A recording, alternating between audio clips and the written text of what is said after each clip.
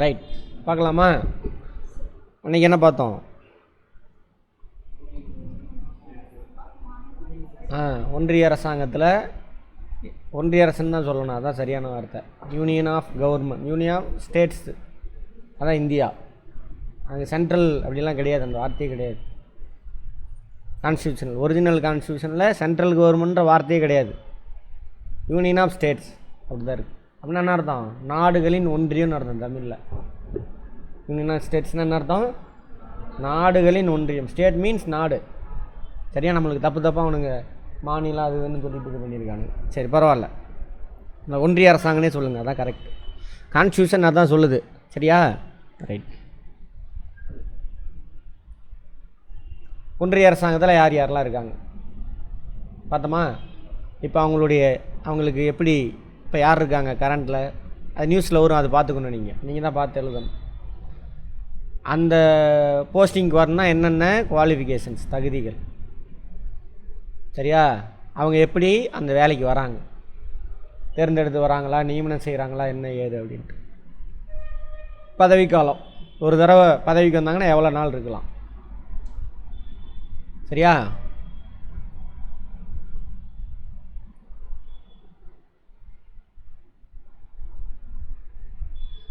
Tenure of office இங்கிலீஷில். பதவி காலத்துக்கு எவ்வளோ காலம் அவங்களால அங்கே இருக்கலாம். அவங்களுடைய பணிகள் என்ன, நீங்கள் தான் சொல்லணும். பணிகள் அன்றைக்கே சொல்லியாச்சு, எதுக்கு அவங்களாம் அப்பாயின்மெண்ட் ஆகிருக்காங்க அப்படின்னு. Functions and duties. அப்புறம் பதவி காலி ஆகுமா, எப்போ, எப்படி, நடுவில் கூட பதவியிலேருந்து தூக்கலாமா, அந்த மாதிரி விஷயம்லாம் இது மாதிரி ஒன்றிய அரசாங்கத்தில் பார்க்க போகிறோம். ஓகேவா? சரி, புரிஞ்சுக்கணும், மனப்பாடம் பண்ணக்கூடாது. இது ஒவ்வொன்றுமே கேள்வி. இது பொலிட்டிக்கல் சயின்ஸுக்காரன் இந்த விஷயம் இருக்குல்ல, இதை ஒரு செமஸ்டர் ஃபுல்லாக படிப்பான். 6 மாதம் படிக்கிறது. நம்ம 2 நாளில் முடிக்க போகிறோம். ஒரு பெரிய புக்கு இது. ஆக்சுவலாக எத்தனை சீட்டில் கொடுத்துருக்காங்க? 2 சீட்டில் கொடுத்துருக்கு. பொலிட்டிக்கல் சயின்ஸ் இருக்குல்ல, அவங்க டிபார்ட்மெண்ட்டு போய் பாருங்கள். அதை ஸ்டேட் கவர்மெண்ட், யூனியன் கவர்மெண்ட் எல்லாம் இருக்கும். அதெல்லாம் அது ஒரு செமஸ்டரில் படிக்கிறது.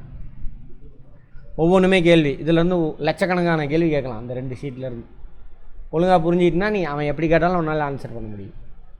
புரிஞ்சுதா? வேணா அங்கே மணிகண்டன் முன்னாடி உட்காந்துருக்காரு பாருங்க, அவர் சொல்லுவார், கேட்டுக்கங்க.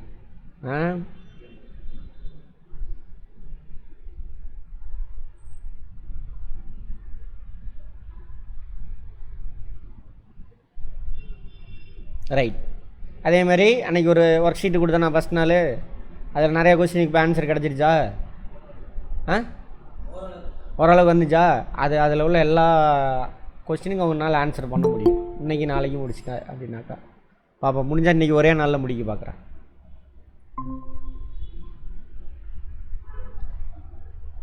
இப்போ குடியரசுத் தலைவர் யார்? அவர் இங்கிலீஷில் பிரசிடென்ட். யார் அவர்? Very good. ஒன்றிய அரசாங்கத்தில், யூனியன் கவர்மெண்ட்டில் எல்லா வேலையும் அவர் தான் செய்வார். சரியா? அதுக்காக அவர் என்ன பண்ணுவார்? ஆட்களை நியமனம் செஞ்சுக்குவார். அதுக்காக அவர் நியமனம் செஞ்சவங்க தான் இவங்கெல்லாம். எல்லா வேலையும் யார் பேரில் செய்வாங்க? இவங்க எல்லோரும் குடியரசுத் தலைவர். ஓகேவா? இப்போ பாருங்கள், இதில் எத்தனை கேள்வி இப்போ இந்த பாயிண்ட்லேயே கேட்பாங்க கொஸ்டின். துணை குடியரசுத் தலைவர் நியமனம் செய்பவர் யார்? அது ஒரு கேள்வி. பிரதம அமைச்சர் நியமனம் செய்பவர் யார்? கேள்வி. மத்திய அமைச்சரை நியமனம் செய்கிறது யார்? எல்லாமே கேள்வி. ஒவ்வொன்றும் ஒரு கேள்வி. ஆனால் ஒரே இதில் புரிஞ்சுக்கிட்டோன்னா ஒரே இது முடிஞ்சு போச்சு. மொத்தம் எத்தனை கேள்வி இருக்குது? 1 2 3 4 5 6 7 8 9 கேள்வி. என்னது? குடியரசுத் தலைவர் தான் இவரெல்லாம் நியமனம் செய்வாங்க. ஒரு லைனில் 9 கேள்வி கேட்கலாம், பார்த்துக்கோங்க. அது இன்னும் வேறு விதமாக கேட்கலாம், ஏகப்பட்டது. மேட்ச் த ஃபாலோயிங்கில் ஒரு விதமாக கேட்கலாம், சரியானதை தேர்ந்தெடு அப்படி ஒரு மெத்தடில் கேட்கலாம். அந்த மாதிரி ஏகப்பட்டது. இதிலே 100 கேள்வி கேட்கலாம் அந்த ஒரு லைனில். சரி, அதான் சொல்கிறேன். இப்போ யார் இருக்கா கரண்ட்டில்? யார் குடியரசுத் தலைவர்? திரௌபதி முர்மு. இதெல்லாம் எங்கே வரும்? Current affair. அதான் கரண்ட் அஃபேர். நீங்கள் படித்ததோட இன்றைக்கி என்ன நடந்துக்கிட்டு இருக்குன்னு நியூஸில் வரும் இங்கே படிக்கிறதில்ல. அதை நீ பார்த்துட்டே வந்தோன்னா அதான் கரண்ட் அஃபேர். அதுக்கு தனியாக புக் எடுத்தெல்லாம் படிக்கக்கூடாது. நீ பேசிக் இங்கே புரிஞ்சிருப்ப, நியூஸ் டெய்லியும் பார்த்துட்டு வர போகிறான், அவ்வளோதான். அதுக்கு இந்த டிஎன்பிஎஸ்சி படிக்கிறான், யூபிஎஸ்சி படிக்கிறான்லாம் என்ன பண்ணுவான்? கரண்ட் அஃபேர்னு அதுக்கு ஒரு புக்கை வச்சு வாங்கி படிச்சுட்டு இருப்பான். அது சரியான மெத்தடு கிடையாது. சரியா? ரைட். சரி, இப்போ ஒருத்தர் குடியரசுத் தலைவராக ஆகணும் அப்படின்னாக்கா அதுக்கு இந்த தகுதியாக இருந்தாக்கா குடியரசுத் தலைவரில் எலெக்ஷனில் நின்று நீ குடியரசுத் தலைவர் ஆகிக்கலாம். என்னென்ன சார் அப்படின்னு பார்க்குறோம். எழுதாதீங்க, மெட்டீரியல் மட்டும் கையில் எடுத்து வச்சுக்கோ. 35 வயது பூர்த்தி அடைஞ்சிருக்கணும். இந்திய குடிமகனாக இருக்கணும். சரியா? அரசாங்கத்தில் ஆதாயம் தரக்கூடிய பதவியில் இருக்கக்கூடாது. புத்தி சுவாதீனம் உடையவராக இருக்கணும். புத்தி சுவாதீனம்னு புரியுதா? மென்டலாக இருக்கக்கூடாது. மூளை ஒழுங்காக வேலை செய்கிறவனாக இருக்கணும். அதான் இதெல்லாம் இருந்தாக்கா அவன் தான் யார்? குடியரசுத் தலைவர் எலெக்ஷனில் நிற்கலாம். போட்டிருக்கு பாருங்கள். 35 வயது பூர்த்தி அடைஞ்சிருக்கணும். நல்லா தெளிவாக படிக்கணும். 35ன்னு படிச்சுட்டு போனால் மாட்டிக்குவேன். என்னவா இருக்கணும்? 35 வயது பூர்த்தி அடைஞ்சிருக்கணும். ஏன்னா அங்கே கேட்பான் 4 ஆப்ஷன். 35 வயது நடந்து கொண்டிருக்க வேண்டும், 35 வயது பூர்த்தி அடைஞ்சிருக்கணும், அடுத்தது 35 வயது பூர்த்தி அடைந்திருக்கக்கூடாது, 35 வயதிற்கு மிகாமல் இருக்கணும். எல்லாமே 35ஆ? என்ன ஆன்சரு? பூர்த்தி அடைஞ்சிருக்கணும். இந்திய குடிமகனாக இருக்கணும். இந்தியன் சிட்டிசனாக இருக்கணும். இங்கிலீஷில் should be completed 35 years of age இங்கிலீஷில். சரியா? அடுத்து என்னது? இந்திய குடிமகனாக இருக்கணும்.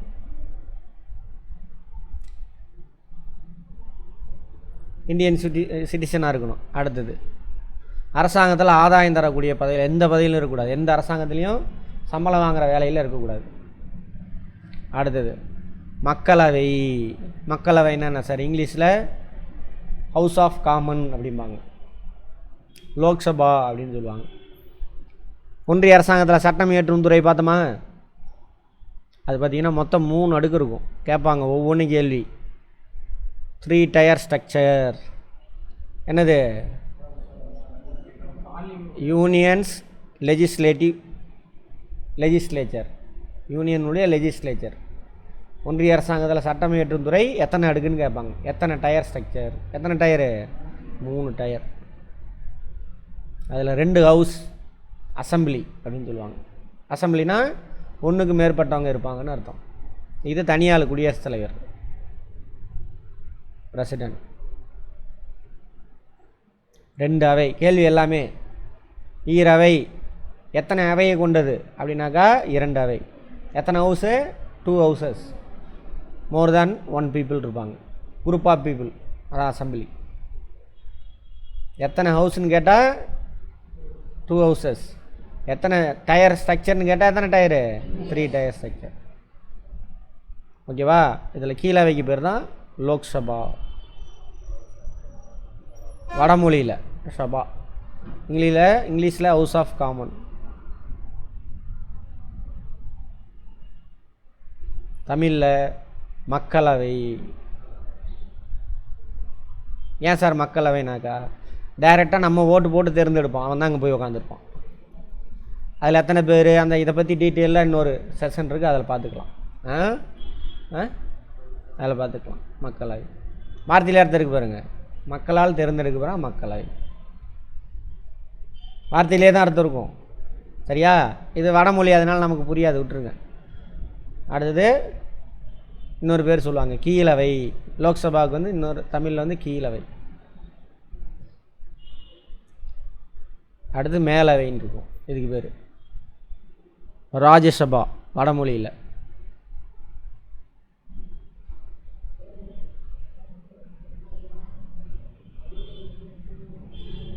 இன்னொரு பேர் மாநிலங்களவை.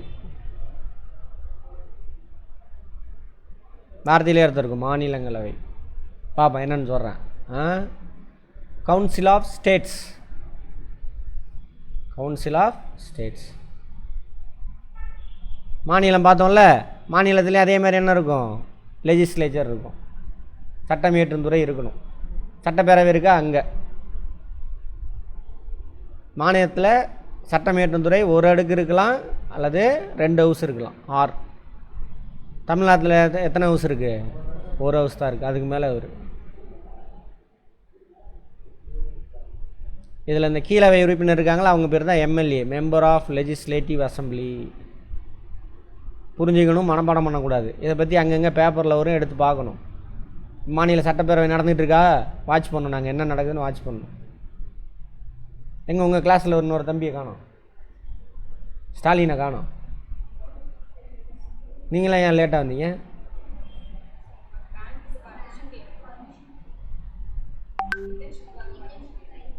அப்படியா? சரி சரி. Member of legislative assembly.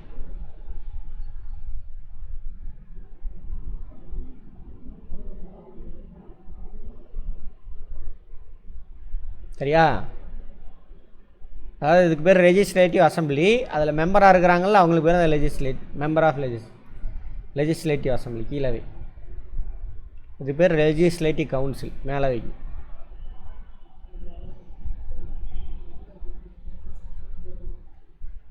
சரியா? சட்டப்பேரவை தமிழில். இதுக்கு தமிழ் என்ன வார்த்தைன்னு எனக்கு தெரில, அதை விட்டுருங்க. சட்ட மேலவையா? சட்ட மேலவை. ஆனால் மேலவை வந்து ஆப்ஷன், கீழவை வந்து கட்டாயம் இருக்கணும் மாநிலங்களில். இந்த கீழவை உறுப்பினர் இருக்காங்களா, அவங்க தான் யார்? எம்எல்ஏ.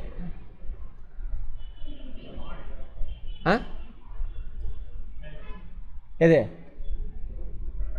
சட்டப்பேரவை தான், அவ்வளோதான். ஓகேவா? கீழவைக்கு இல்லை மெம்பராக இருக்கிறோன்னா எம்எல்ஏ.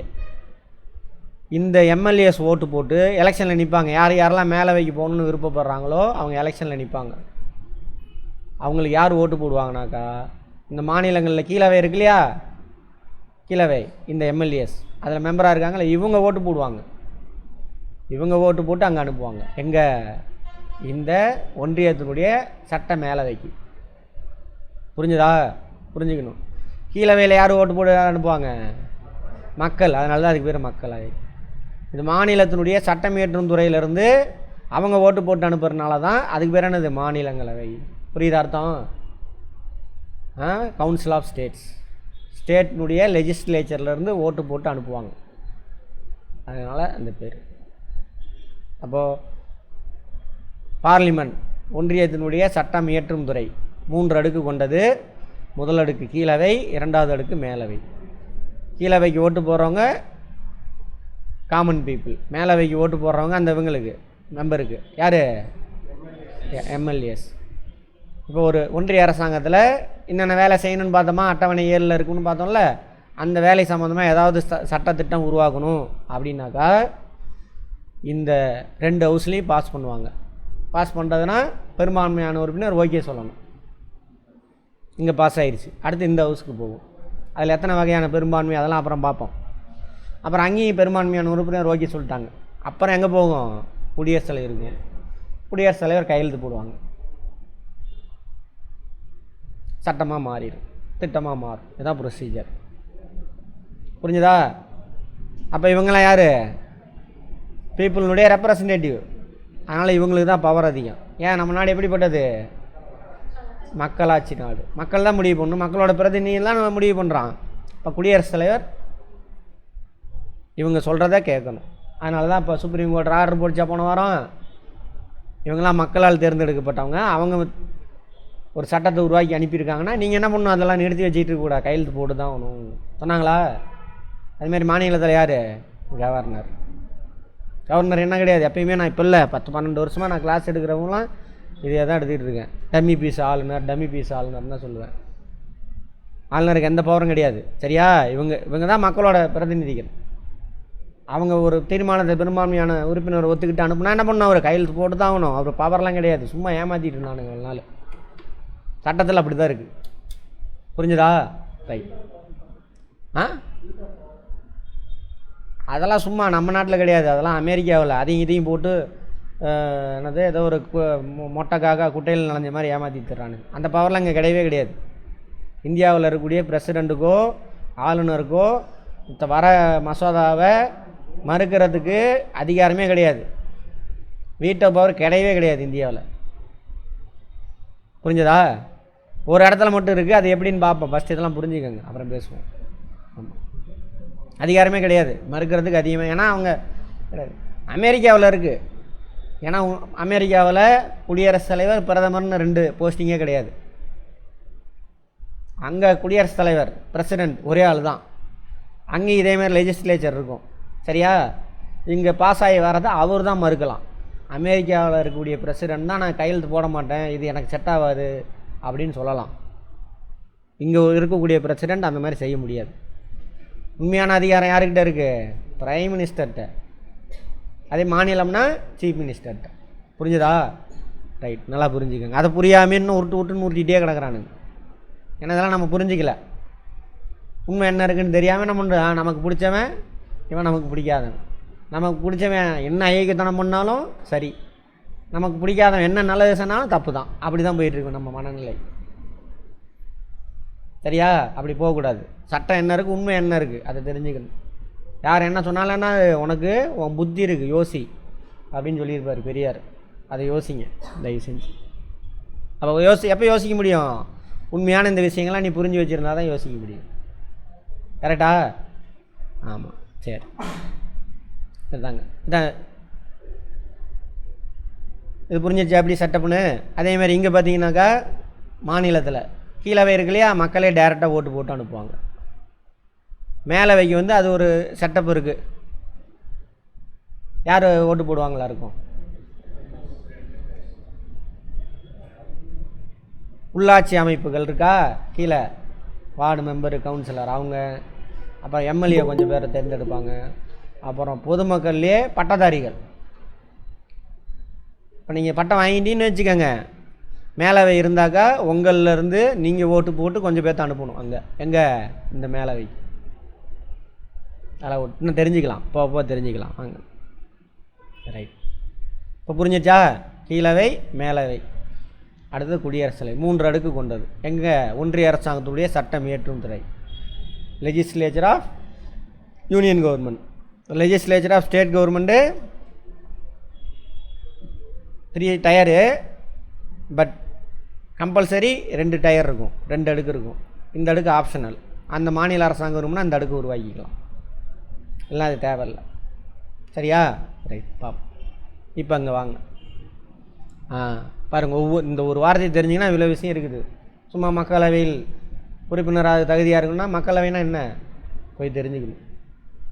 மக்களவைனா இதுதான். ஒன்றிய சட்டம் இயற்றும் துறையில் கீழவை தான் என்னது? மக்களவை. அந்த மக்களவையில் மெம்பர் ஆகிறதுக்கு தகுதி இருக்கணும். யாருக்கு? குடியரசுத் தலைவராக ஒருத்தர் எலெக்ஷனில் நிற்கணும் அப்படின்னாக்கா அந்த தகுதி இருக்கணும். பிரசிடெண்ட்டாக எலெக்ஷனில் நிற்கணும்னா இந்த தகுதியெலாம் கம்பல்சரி இருந்தால் தான் நீ எலெக்ஷனில் நிற்க முடியும். அப்புறம் ஜெயிக்கிறதெல்லாம் அடுத்தது. எலெக்ஷனில் நிற்கிற நீ, இப்போ குடியரசுத் தலைவர் எலெக்ஷன் நடக்கும் 5 வருஷத்துக்கு ஒரு தடவை. சரியா? ரைட். ஏன்னா அவரோட பதவி காலம் 5 ஆண்டு. குடியரசுத் தலைவருடைய பதவி காலம் எவ்வளவு? 5 ஆண்டு. 5 வருஷத்துக்கு ஒரு தடவை எலெக்ஷனில் நிற்பார். எலெக்ஷன் நடக்கும், எத்தனை தடவை வேணாலும் நின்றுக்கலாம். ஓகேவா? நின்று ஜெயிச்சு வரலாம். ஒரு தடவை ஜெயிச்சு வந்து 5 வருஷம் பதவி காலம். எலெக்ஷனில் நிற்கிறாரு, யார் சார் அவருக்கு ஓட்டு போடுவாங்க அப்படின்னாக்கா கேட்பாங்க, குடியரசுத் தலைவர் எலெக்ஷனில் யார் யாரெல்லாம் ஓட்டு போடுவாங்க அப்படின்னு கேட்பாங்க. ஓகேவா? திரும்ப அங்கே தான் போவோம். பாராளுமன்றத்தினுடைய மேலவை உறுப்பினர்கள், கீழவை, அப்புறம் மாநிலத்தினுடைய கீழவை மட்டும், மேலவை கிடையாது. நல்லா புரிஞ்சுக்கணும். சரியா? பார்லிமெண்ட்டினுடைய 2 அவை உறுப்பினர்கள், 2 அவை இப்படி வச்சுக்கோங்க, மற்றும் மாநில சட்டமன்றம் இருக்கு இல்லையா, அதில் கீழவை உறுப்பினர்கள். இதில் தேர்ந்தெடுக்கப்பட்ட உறுப்பினர் மட்டும் ஓட்டு போடுவாங்க. தேர்ந்தெடுக்கப்பட்டனா எலெக்ஷனில் நின்று நேரடியாக மறைமுக எலெக்ஷனில் நின்று ஜெயிச்சு வந்திருக்கணும், அவங்க மட்டும் ஓட்டு போடுவாங்க. நியமன உறுப்பினர்னு ஒன்று இருப்பாங்க.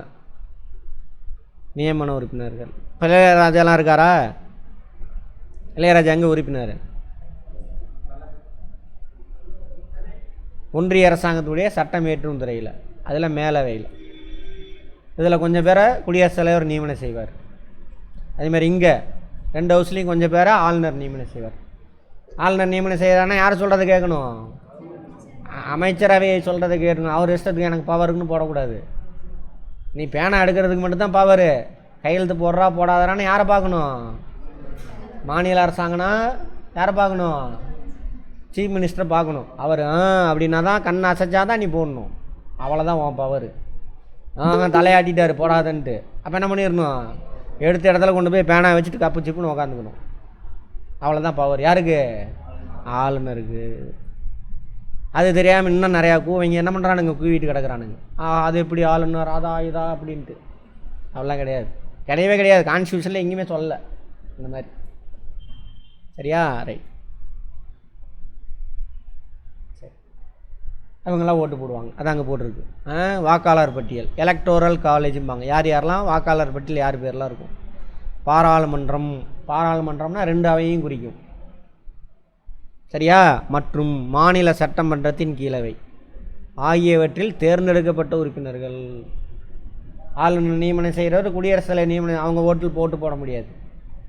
ஒன்லி எலெக்ஷன் நின்று வராங்களா MP, Rajya Sabha MP, Lok Sabha MP, MLAs, அவங்க மட்டும்தான் பிரசிடென்ட்டுடைய எலெக்ஷனில் ஓட்டு போடுவாங்க. அடுத்தது 50 பேர் முன்மொழியணும். இவருக்கு யாரெல்லாம் ஓட்டு போடுறாங்களோ, அதாவது பிரசிடென்ட் எலெக்ஷனில் யார் ஓட்டு போடுறாங்களோ அதில் 50 பேர் முன்மொழியணுமா. முன்மொழிதெல்லாம் இவரை இந்த எலெக்ஷனில் நிற்க வைக்கிறோம் நாங்களாம் ஒத்துக்கிறோன்னு 50 பேர் வழிமொழியணுன்றாங்க. இன்னொரு 50 பேர், ஏன்னா ஏமா வேணாலும் போய் நின்றுவான்ல, அதுக்காக.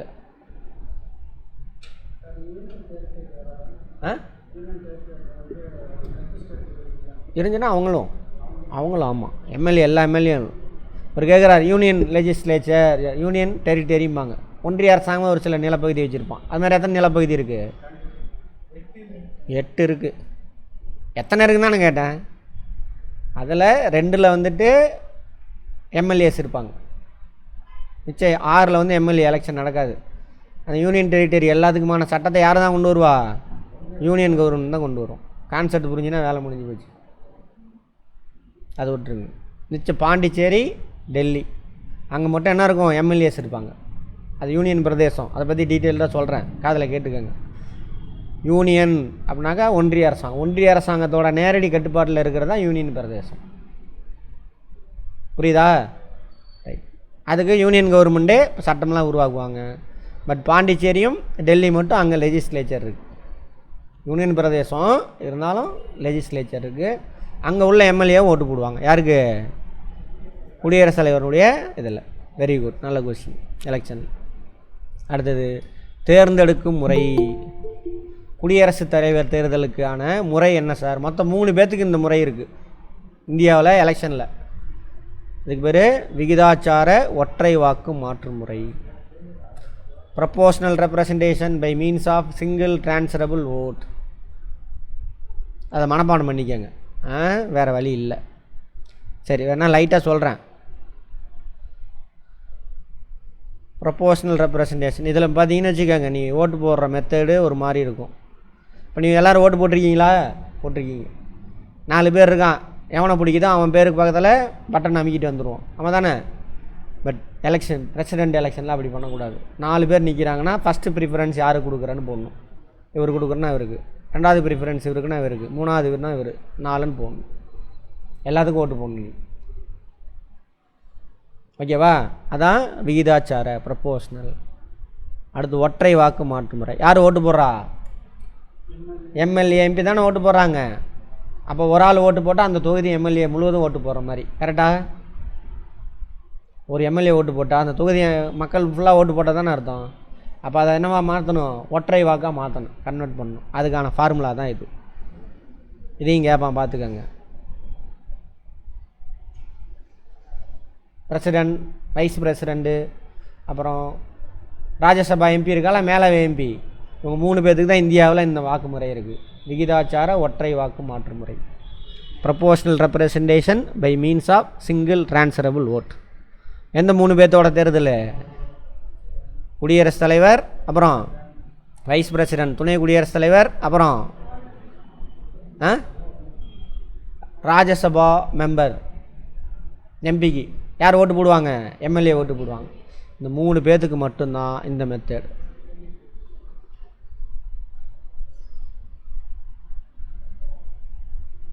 Proportional representation by means of single transferable. அதுக்கான ஃபார்முலா, ஒரு எம்எல்ஏவுக்கு எவ்வளோ சார் ஓட்டு? ஒரு எம்எல்ஏ ஓட்டு போட்டார்னா எவ்வளவு? அதுக்கான ஃபார்முலா அந்த மாநிலத்தில் இருக்கக்கூடிய மொத்த மக்கள் தொகை டிவைட் பை எம்எல்ஏ இன்ட்டு 1/1000. இதான் அந்த மாநிலத்தினுடைய எம்எல்ஏவோட ஓட்டு. ஓகேவா? அடுத்து எம்பியோட ஓட்டு. இந்தியாவில் உள்ள எல்லா எம்எல்ஏ இருக்காங்கள்ல, அவங்களுடைய மொத்த வாக்கு எவ்வளவு டிவைட் பை எம்பி. ஒவ்வொரு மாநிலத்துக்கும் எம்எல்ஏ ஓட்டு இது, அதை கண்டுபிடிச்சி வச்சுருக்குவாங்க. எல்லா ஓட்டையும் கால்குலேட் பண்ணி டோட்டல் பண்ணி இங்கே போட்டு டிவைடட் பை மொத்த MP, Rajya Sabha MP, Lok Sabha MP, அவங்கள கூட்டி அதால் டிவைட் பண்ணால் அது ஒரு எம்பியோட ஓட்டு. சரியா? அதுக்கான ஃபார்முலா இதையும் கேட்டிருக்காங்க, கேட்பாங்க, பார்த்துக்காங்க. ஒவ்வொரு பாயிண்ட்டு கேள்வி. இப்போ நீ படிச்சுட்டு வர ஒவ்வொன்று கேள்வி புரிஞ்சுக்கிட்டே வா. வீடியோ மட்டும் பார்த்தீங்கன்னா போதும்.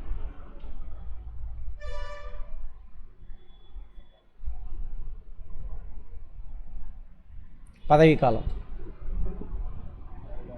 முன்னாடியே சொல்லிட்டேன் பதில். ஒரு தடவை எலெக்ஷனில் நின்று ஜெயிச்சு வந்துட்டார் அப்படின்னாக்கா 5 வருஷம் பதவி காலம், அவ்வளோதான். பதவி பிரமாணம் செஞ்சு வைக்கிறவர் இவர். குடியரசுத் தலைவர் யார் சார் பதவி பிரமாணம்? மற்ற எல்லாத்துக்கும் இவர் தான் பண்ணி வைப்பார். இவருக்கு மேலே யாரும் இல்லை. ஸோ யார் பண்ணி வைப்பாங்கனாக்கா உச்ச நீதிமன்றம் இருக்குல்லையே, அதனுடைய தலைமை நீதிபதி. தலைமை நீதிபதி போஸ்ட் காலியாக இருக்குது அப்படின்னாக்கா சீனியர் மோஸ்ட் ஜட்ஜ், மொத்தம் 33 நீதிபதி இருப்பாங்க உச்ச நீதிமன்றத்தில், ப்ளஸ் 1 தலைமை நீதிபதி, 34 பேர் மொத்தம். தலைமை நீதிபதி யாரும் இல்லை அப்படின்னாக்கா அந்த 33 பேர் இருக்காங்களே, அதில் யார் சீனியர் மோஸ்ட், ரொம்ப நாள் சுப்ரீம் கோர்ட்டில் வேலை செஞ்சுருக்காங்க நீதிபதியா, அவர் தான் பதவி பிரமாணம் செஞ்சு வைப்பார். யாருக்கு? மற்ற எல்லாத்துக்கும் யார் தான் செஞ்சு வைப்பா? குடியரசுத் தலைவர். ஏன்னா அவர் வந்துட்டார், அதனால். ஓகேவா? அடுத்தது இவரோட பணி என்ன பணி? முன்னாடி தெரியுமே, முன்னாடி சொல்லிட்டீங்க. ஒன்றிய அரசாங்கத்தில் எல்லா வேலையும் இவர் தான் செய்வார். ஒன்றிய அரசாங்கத்தில் எல்லா வேலையும் செய்கிறதுக்காக அவர் ஆட்கள் நியமனம் செஞ்சுக்குவார். அவங்க இவர் பேரில் தான் எல்லா வேலையும் செய்வாங்க, அவ்வளோதான். அதே மாதிரி நாட்டின் தலைவர் இவர் தான். அரசாங்கத்தின் தலைவர்னாக்கா பிரைம் மினிஸ்டர். நம்ம இந்திய நாட்டோட தலைவர்னா யார்? குடியரசுத் தலைவர். டம்மி தலைவர்னு அர்த்தம். ஓகேவா? ரைட். அடுத்து பதவி காலியாகுமா சார்? காலியாகும். 5 வருஷம் முடிஞ்சிருச்சுன்னா பதவி காலி ஆயிரும். ராஜினாமா பண்ணாலும் பதவி காலி ஆயிரும். ஓகேவா? ராஜினாமா தேவைன்னா பண்ணிக்கலாம், அவ்வளோதான். அடுத்தது துணை குடியரசுத் தலைவர்கிட்ட கொடுத்துருவார் ராஜினாமா கடிதத்தை. மற்ற எல்லாரும் குடியரசுத் தலைவர்கிட்ட கொடுப்பாங்க, இவர் துணை குடியரசுத் தலைவர் கொடுத்துருப்பார். அப்புறம் பதவியிலேருந்து நீக்கலாமான்னா நீக்க முடியும். அப்படி குடியரசுத் தலைவரை பதவியிலேருந்து நீக்கணும் அப்படின்னாக்கா அந்த மெத்தடுக்கு பேர் என்ன சார் அப்படின்னா இம்பீச்மெண்ட் அப்படிம்பாங்க. குற்றம் சுமத்தலின் மூலம் பதவியிலிருந்து நீக்குதல். குற்றம் ஏதோ தப்பு பண்ணிட்டாரு அப்படின்னு குற்றம் சுமத்துறாங்க, அப்போ பதவியிலேருந்து நீக்கலாம். அப்படி இம்பீச்மெண்ட் சொல்லுவாங்க இங்கிலீஷில். இந்த ப்ராசஸ் இந்தியாவில் ஒரே ஒரு அமைப்புக்கு மட்டும்தான் இருக்குது, பார்லிமெண்ட். பார்லிமெண்ட் இருக்குல்ல, கீழவை மேலவை, இவங்க தான் நீக்க முடியும். இப்படி ஒரு 4 பேர்த்துக்கு இந்த ப்ரொசீஜர் படி பதவியிலேருந்து நீக்கலாம் இந்தியாவில். இப்போ பார்த்தோம்ல, இங்கேருந்து மாநில அரசாங்கத்துலேருந்து எல்லாத்துலேயும் சேர்த்து 4 போஸ்டிங் இந்த மெத்தடில் தான் நீக்க முடியும், வேறு யாரும் நீக்க முடியாது. அது எது அப்படின்னு அப்புறம் பார்ப்போம். ப்ரொசீஜர் தெரிஞ்சுக்கோங்க. இம்பீச்மெண்ட், இப்போ இவர் குடியரசுத் தலைவரை பதவியிலேருந்து நீக்கலான்னு விரும்புகிறாங்க, சரியா? அதுக்கான ஃபஸ்ட்டு தீர்மானத்தை ஏதாவது ஒரு ஹவுஸ், மேலவையிலையோ பார்லிமெண்ட்டில் மட்டும்தான் கொண்டு வர முடியும், ஸ்டேட்லலாம் கொண்டு வர முடியாது. ஏதாவது ஹவுஸினுடைய பார்லிமெண்ட்டில் ஒரு அவையில் ஃபஸ்ட்டு ஒரு தீர்மானம் போடுவாங்க. அதுக்கான காரணம் என்ன சார்னா, அவர் அரசியலமைப்பு சட்டத்தை மீறி செயல்பட்டார், அந்த காரணத்துக்காக அவரை பதவியிலேருந்து தீர்க்கலாம் குடியரசுத் தலைவர். Violating the constitution of India, அந்த காரணம் இதுதான் காரணம், ரீசன். சரி, அரசியலமைப்பு சட்டத்தை மீறிட்டார், தூக்கலான்னு முடிவு பண்ணியாச்சு. ஏதாவது ஒரு ஹவுஸில் தீர்மானம் கொண்டு வருவாங்க, அவரை தூக்கிடலாம் வேணாங்கன்னு. ஓகே, அந்த ஹவுஸில் அது பாஸ் ஆகிடுச்சு. பாஸ் ஆகுதுன்னா என்ன அர்த்தம்? பெரும்பான்மையான உறுப்பினர் ஓகே தூக்கிடலாம் அப்படின்னு சொல்லுவாங்க. அதுக்கப்புறம் அடுத்த ஹவுஸுக்கு போகும். இப்போ இந்த ஹவுஸில் கொண்டு வந்துட்டாங்க தீர்மானத்தை, அப்போ இந்த ஹவுஸுக்கு போகும். அல்லது அந்த ஹவுஸில் தீர்மானம் கொண்டு வந்துட்டாங்க, இந்த ஹவுஸுக்கு வரும். அங்கே போனோன்னா விசாரணை செய்வாங்க, ஒரு குழு போட்டு விசாரணை செய்வாங்க. அவங்க ஆய்வு செஞ்சுட்டு தூக்கிடலாங்க அல்லது வேண்டாம் அப்படின்னு ரிப்போர்ட்டு கொடுப்பாங்க ஹவுஸில்.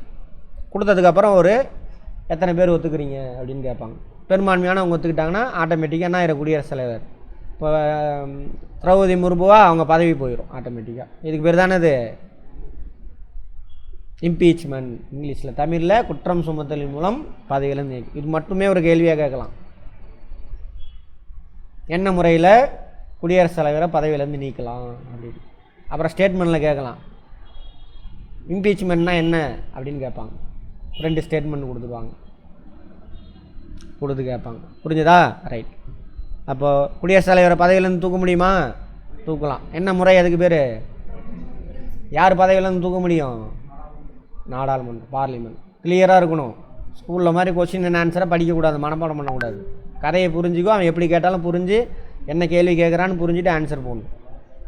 ஆமாம், ரைட். இவ்வளோதான் குடியரசுத் தலைவர். ஓகேவா?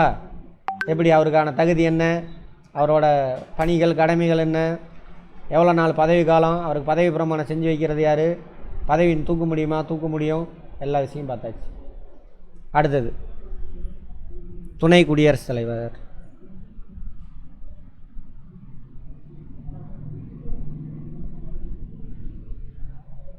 அடுத்து யார்? துணை குடியரசுத் தலைவர். சேம் அப்படியே டிட்டோ. இவரோட வேலை என்ன? குடியரசுத் தலைவர் பதவி காலியாக இருக்கும் பொழுது இவர் அந்த பதவிக்கு வந்துடுவார். சரியா? இறந்துட்டார் அல்லது ராஜினாமா பண்ணிட்டார் அல்லது இம்பீச்மெண்ட்டில் தூக்கிட்டாங்க, அதுக்கப்புறம் அந்த எலெக்ஷன் பார்த்தோம்ல, அது நடத்துறதுக்கு 6 மாதம் கூட ஆயிரும், 3 மாதம் கூட ஆகும். அது வரைக்கும் அந்த சீட்டு காலியாக இருக்கக்கூடாது. சரியா? அதுக்காக துணை குடியரசுத் தலைவரை மந்திரம்லாம் ஓதி உட்கார வச்சுருவாங்க. அதில் அதான் பதவி பிரமாணம் செய்கிறது. அது இங்கே இன்னொரு வார்த்தையை விட்டோமே, பதவி பிரமாணம், ரகசிய காப்பு பிரமாணம். நியமனம் செய்கிறது ஒருத்தவங்க, பதவி பிரமாணம் ரகசிய காப்பு பிரமாணம் செய்கிறது வேறு. மந்திரம் ஓதுவாங்கள்ல, இந்த மாதிரி நான் இந்த பதவிக்கு வந்துட்டு இதெல்லாம் செய்வேன், ரகசிய காப்பு, என்னோடய ரகசியத்தெல்லாம் வெளியிட மாட்டேன்னு சொல்கிறாங்கள, அது பதவி பிரமாணம் செஞ்சு வைக்கிறது. குடியரசுத் தலைவர் யார் செஞ்சு வைப்பான்னு பார்த்தோம்? தலைவர். அது மாதிரி செஞ்சு அந்த பதவி பிரமாணம் செஞ்சு அதில் போய் உட்கார வச்சுருவாங்க. யார் பதவி பிரமாணம் செஞ்சு வைப்பாங்க? குடியரசுத் தலைவருக்கு தலைமை. Very good. ஓகே. இப்போ யார் குடியரசு துணைத் தலைவர்? யார்? Vice president. ஜெகதீப் தங்கரா? ஜெகதீப் அதை ஒன்று பெங்கால்காரரா? ஆமாம். சரி, கவனிங்க. குடியரசுத் தலைவர் பதவிக்கு என்னென்ன தகுதியோ அப்படியே டிட்டோ இருக்கும். பட் 2 வித்தியாசம் இருக்குது. என்ன இது? அதை நான் கேட்கவே இல்லை உங்கள்கிட்ட. நான் என்ன கேட்டேன்? அது வேறு, அது எக்ஸ்ட்ரா பிட்டிங், அதுதான் மெயின் வேலை. சரியா? அது அப்புறம் வரும்பொழுது நான் சொல்கிறேன். Very good. அதுக்கு பதில்னா ஓகே. சரி இருப்பார். அப்புறம் இன்னொரு வேலை இருக்குது. என்னதுன்னா, அவர் இல்லாதப்போ தான் இவர் அந்த சீட்டில் போய் உட்கார முடியும். அதுக்காக அவர் டம்மியாக வச்சுருக்காங்க. சம்பளம் வேறு மாதம் கொடுக்குறோம். அது போர் அடிச்சிடும் அவருக்கு. அதனால் என்ன பண்ணுவாங்கனாக்கா, இவரை எப்பயுமே ஒரு அவைனாக்கா அந்த அவையில் உறுப்பினர் தான் என்ன பண்ணுவோம், அந்த அவைக்கு தலைவராக ஒருத்தர் இருப்பாங்க. ஆனால் துணை குடியரசுத் தலைவராக இருக்கிறதுனாலேயே இந்த அவை உறுப்பினர் இருக்காங்களே, எம்பி, அவங்களிலேருந்து ஒருத்தரை தலைவராக தேர்ந்தெடுக்க மாட்டாங்க. துணை குடியரசுத் தலைவர் மேலவையினுடைய தலைவராக போய் உட்காந்துக்குவார். விருப்பப்பட்டால் போகலாம், இல்லைன்னா தேவையில்லை. அதனால் இவர் பேர் X officio chairman of Rajya Sabha அப்படிம்பாங்க இங்கிலீஷில். சரியா? மாநிலங்களவையின் பதவி வழி தலைவராக செயல்படுவார். டெய்லி அவர் தான் உட்காந்துருப்பார். பாருங்கள், தலைவர்னா புரியுதில்ல, அந்த ஹவுஸை நடத்தணும், வேலையை எல்லாத்தையும் உட்காருங்க, பேசுங்க, நீ பேசாத எல்லாம் சொல்லுவாங்க. இங்கே மாநிலத்தில் இருக்காரா ஃபேமஸ் யார்? இப்போ அப்பாவு ஃபேமஸாக இருப்பார், பேசிகிட்டே இருக்கார் நிறையா அப்படின்னு சொல்கிறாங்க அவர். அது மாதிரி அவர் அப்பா யாருன்னா எம்எல்ஏ தான். ஆனால் ராஜ்யசபாவில் மட்டும் என்ன ஆகுது, தலைவராக யாரை கொண்டு வராங்க? துணை குடியரசுத் தலைவர். அவர் அந்த ஹவுஸோட மெம்பர் கிடையாது. அதனால தான் அவருக்கு பேர் என்னது, எக்ஸ் அஃபீஷியோ சேர்மன். அஃபீஷியலாக அவர் சேர்மன் இல்லை, வெளியிலேருந்து வேறு ஒரு பதவியில் இருக்கிறனால சேர்மனாக வர்றார். அதனால் எக்ஸ் அஃபீஷியோ சேர்மன். இது அவரோட வேலை. மற்றபடி குடியரசுத் தலைவர் இறந்துட்டார், பதவி காலியாக இருந்துச்சுன்னா அங்கே போய் உட்காந்துக்குவார், இல்லைன்னா அவர் தான். ஓகேவா? அதான் ஒரே ஒரு இது மட்டும்தான். அதே 35 வயது பூர்த்தி அடைஞ்சிருக்கணும்.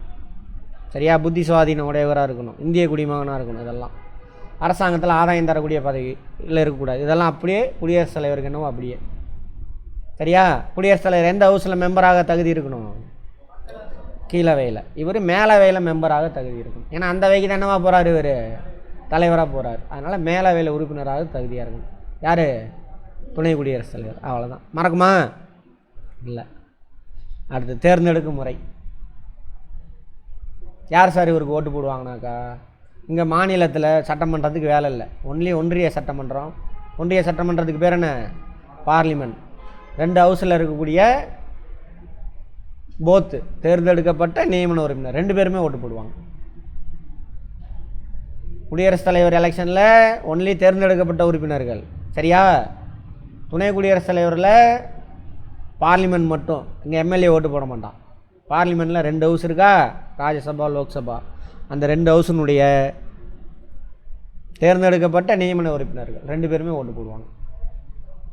புரிஞ்சதா? ரைட். ஒவ்வொன்று கேள்வி. தேர்தல் முறை அதே தான், குடியரசுத் தலைவருக்கு என்னவோ அதுதான் இவருக்கு.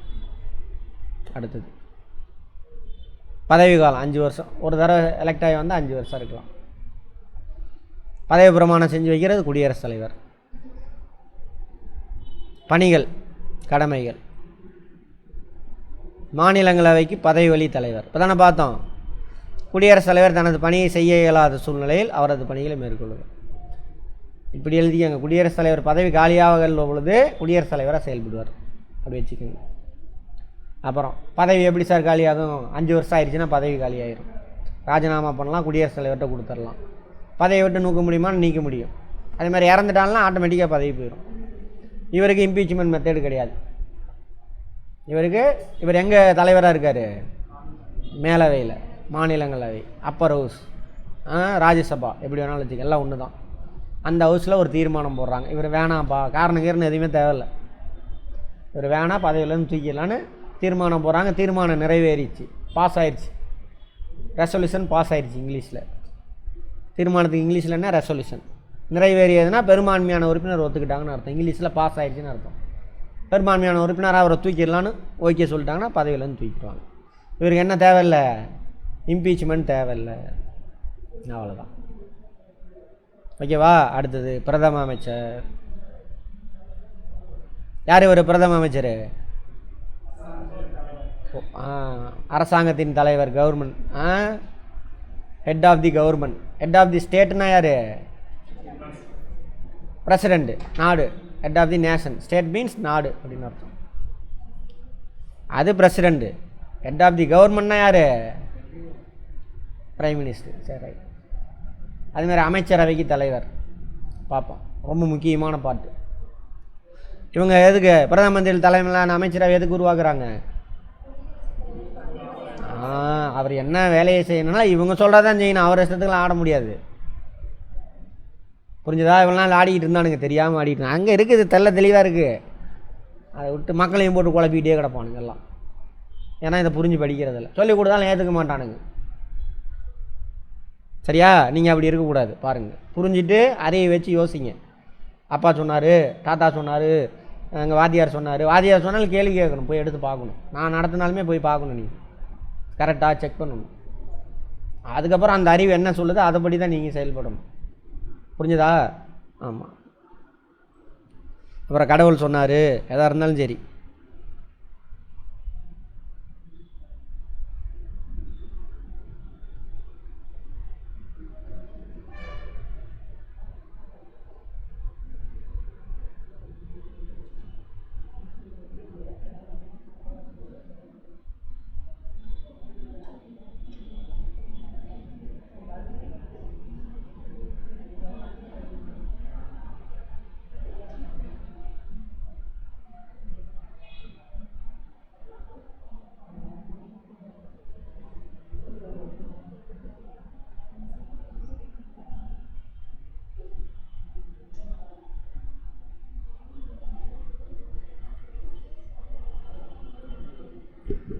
ஓகேவா?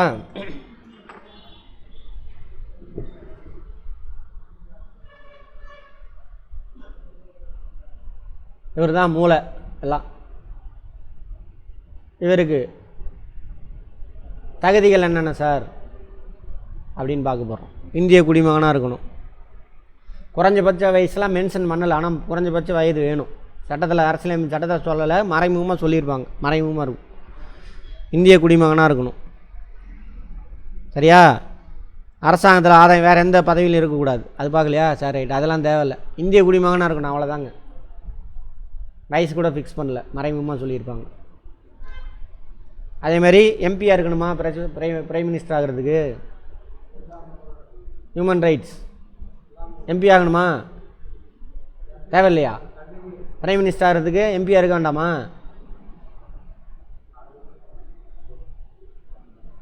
இல்லை மாஸ்டர் டிகிரிலாம் நிறைய பேர் இருக்கீங்க. ஒருத்தர் பிரைம் மினிஸ்டர் ஆகணுன்னாக்கா எம்பியாக இருக்கணும்னு அவசியம் கிடையாது. குடியரசுத் தலைவர் ஒருத்தர் பிரைம் மினிஸ்டர் ஆக்கிட்டார். ஆனதுக்கப்புறம் எப்படி ஆகிறாருன்னு பின்னாடி பார்ப்போம். ஆனதுக்கப்புறம் 2 ஹவுஸ் இருக்கு இல்லையா பார்லிமெண்ட்டில், அதில் ஏதாவது ஒரு ஹவுஸில் மெம்பர் ஆனால் போதும். பிரைம் மினிஸ்டரும் சரி மினிஸ்டர்ஸும் சரி. பிரைம் மினிஸ்டராக பதவி ஏற்றுக்கணுமோ அப்படின்னாக்கா அவர் எம்பியாக இருக்கணும்னு அவசியம் இல்லை.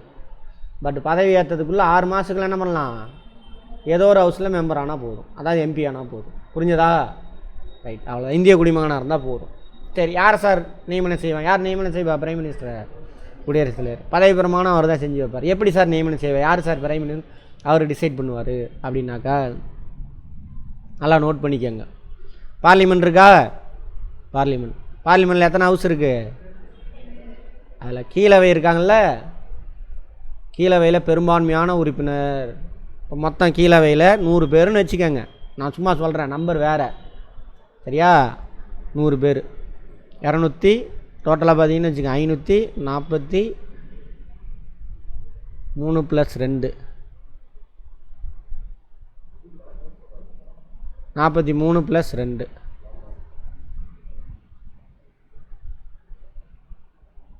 டோட்டலாக எவ்வளவு? 545 பேர். இதில் பாதிக்கு மேலே உறுப்பினர், சரியா? 2 பேரை வந்து குடியரசுத் தலைவர் நியமனம் செய்வார். 543 பேர் எலெக்ஷனில் நின்று ஜெயிச்சு வருவாங்க. அதனால தான் பார்த்தீங்கன்னா தெரியும், 272 இதில் பாதி இவங்க சப்போர்ட் யாருக்கு இருக்கோ அவர் தான் யார்? Prime minister.